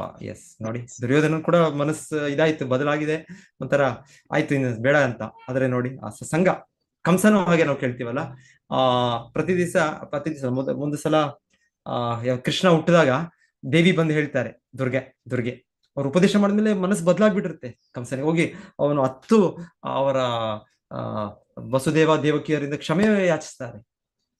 ಸೊ ನಂತರ ಮತ್ತೆ ಅವ್ರನ್ನ ಮಾಡ್ತಾರೆ, ಯಾಕಂದ್ರೆ ಅವರ ಅಸುರರ ಸಂಘ ಅಲ್ಲಿ ಕಂಸನೊಟ್ಟಿಗೆ ಯಾರಲ್ಲಿ ಜೊತೆಗಿದ್ದಾರೆ ಅಲ್ಲ, ಅವನ ಮಂತ್ರಿಗಳು, ಅವನ ಇದು ಹಾಗೆ ಅಲ್ವಾ. ಸೊ ಹಾಗೆ ಒಂದು ಆ ಸಂಘ, ನಮ್ಮ ಸಂಘದ ಮೇಲೆ ನಾವು ಒಂದೊಂದ್ಸಲ ನಾವು ಪ್ರಭಾವಿತರಾಗಿ ಈ ತರ ಮಾಡ್ತೇವೆ ಅಂತ. ಇದು ನಾವು ಚೇಂಜ್ ಆದ್ರೂ ಕೂಡ, ನಮಗೆ ತಪ್ಪು ಅಂತ ಗೊತ್ತಿದ್ರು ಕೂಡ ಒಂದು ಸಂಘದ ಪ್ರಭಾವದಲ್ಲಿ ನಾವು ಈ ತರ ಮಾಡ್ತೀವಿ. ಅದಕ್ಕೆ ಸಂಘ ತುಂಬಾ ಮುಖ್ಯ. ಸೊ ನಾವು ಸಂಘದಲ್ಲಿ ಉನ್ನತ ಸಂಘವನ್ನು ತಗೊಳ್ಬೇಕು, ಆಶ್ರಯಿಸಬೇಕು. ಸೊ ಅದರಿಂದ ನಮ್ಮ ಬೆಳವಣಿಗೆ ಆಗುತ್ತೆ, ಅದು ಬಹಳ ಮುಖ್ಯ. ಧನ್ಯವಾದಗಳು ಮುರಳೀಧರ ಪ್ರಭುಜಿ, ಧನ್ಯವಾದಗಳು. ಹರೇ ಕೃಷ್ಣ. ಸಮಯ ಆಯ್ತು, ಇವತ್ತು ನಾವು ನಾಳೆ ಮುಂದುವರ್ಸೋಣ ಅನ್ಸುತ್ತೆ. ಸೊ ಈ ಪ್ರಭುಪಾದ ಭಾವಾರ್ಥದಲ್ಲಿ ಈ ರೀತಿ ಧ್ರುವ ಮಹಾರಾಜರು ವ್ಯಕ್ತಪಡಿಸಿದ್ದು ಇದೇನೋ ಅಸಾಧಾರಣ, ಇದೇನೋ ಅದು ತಪ್ಪು ಅಂತ ಅಲ್ಲ, ಇದು ಅದು ಸಹಜ. ಅದ್ರ ಬಗ್ಗೆ ನಾವು ಡಿಸ್ಕಸ್ ಮಾಡೋಣ ಮುಂದೆ. ಇದು ಕೆಲವು ಶ್ಲೋಕಗಳಿಗೆ ಬರುತ್ತೆ, ಇದನ್ನ ಇನ್ನ ಡಿಸ್ಕಸ್ ಮಾಡ್ಕೊಂಡು ಹೋಗೋಣ.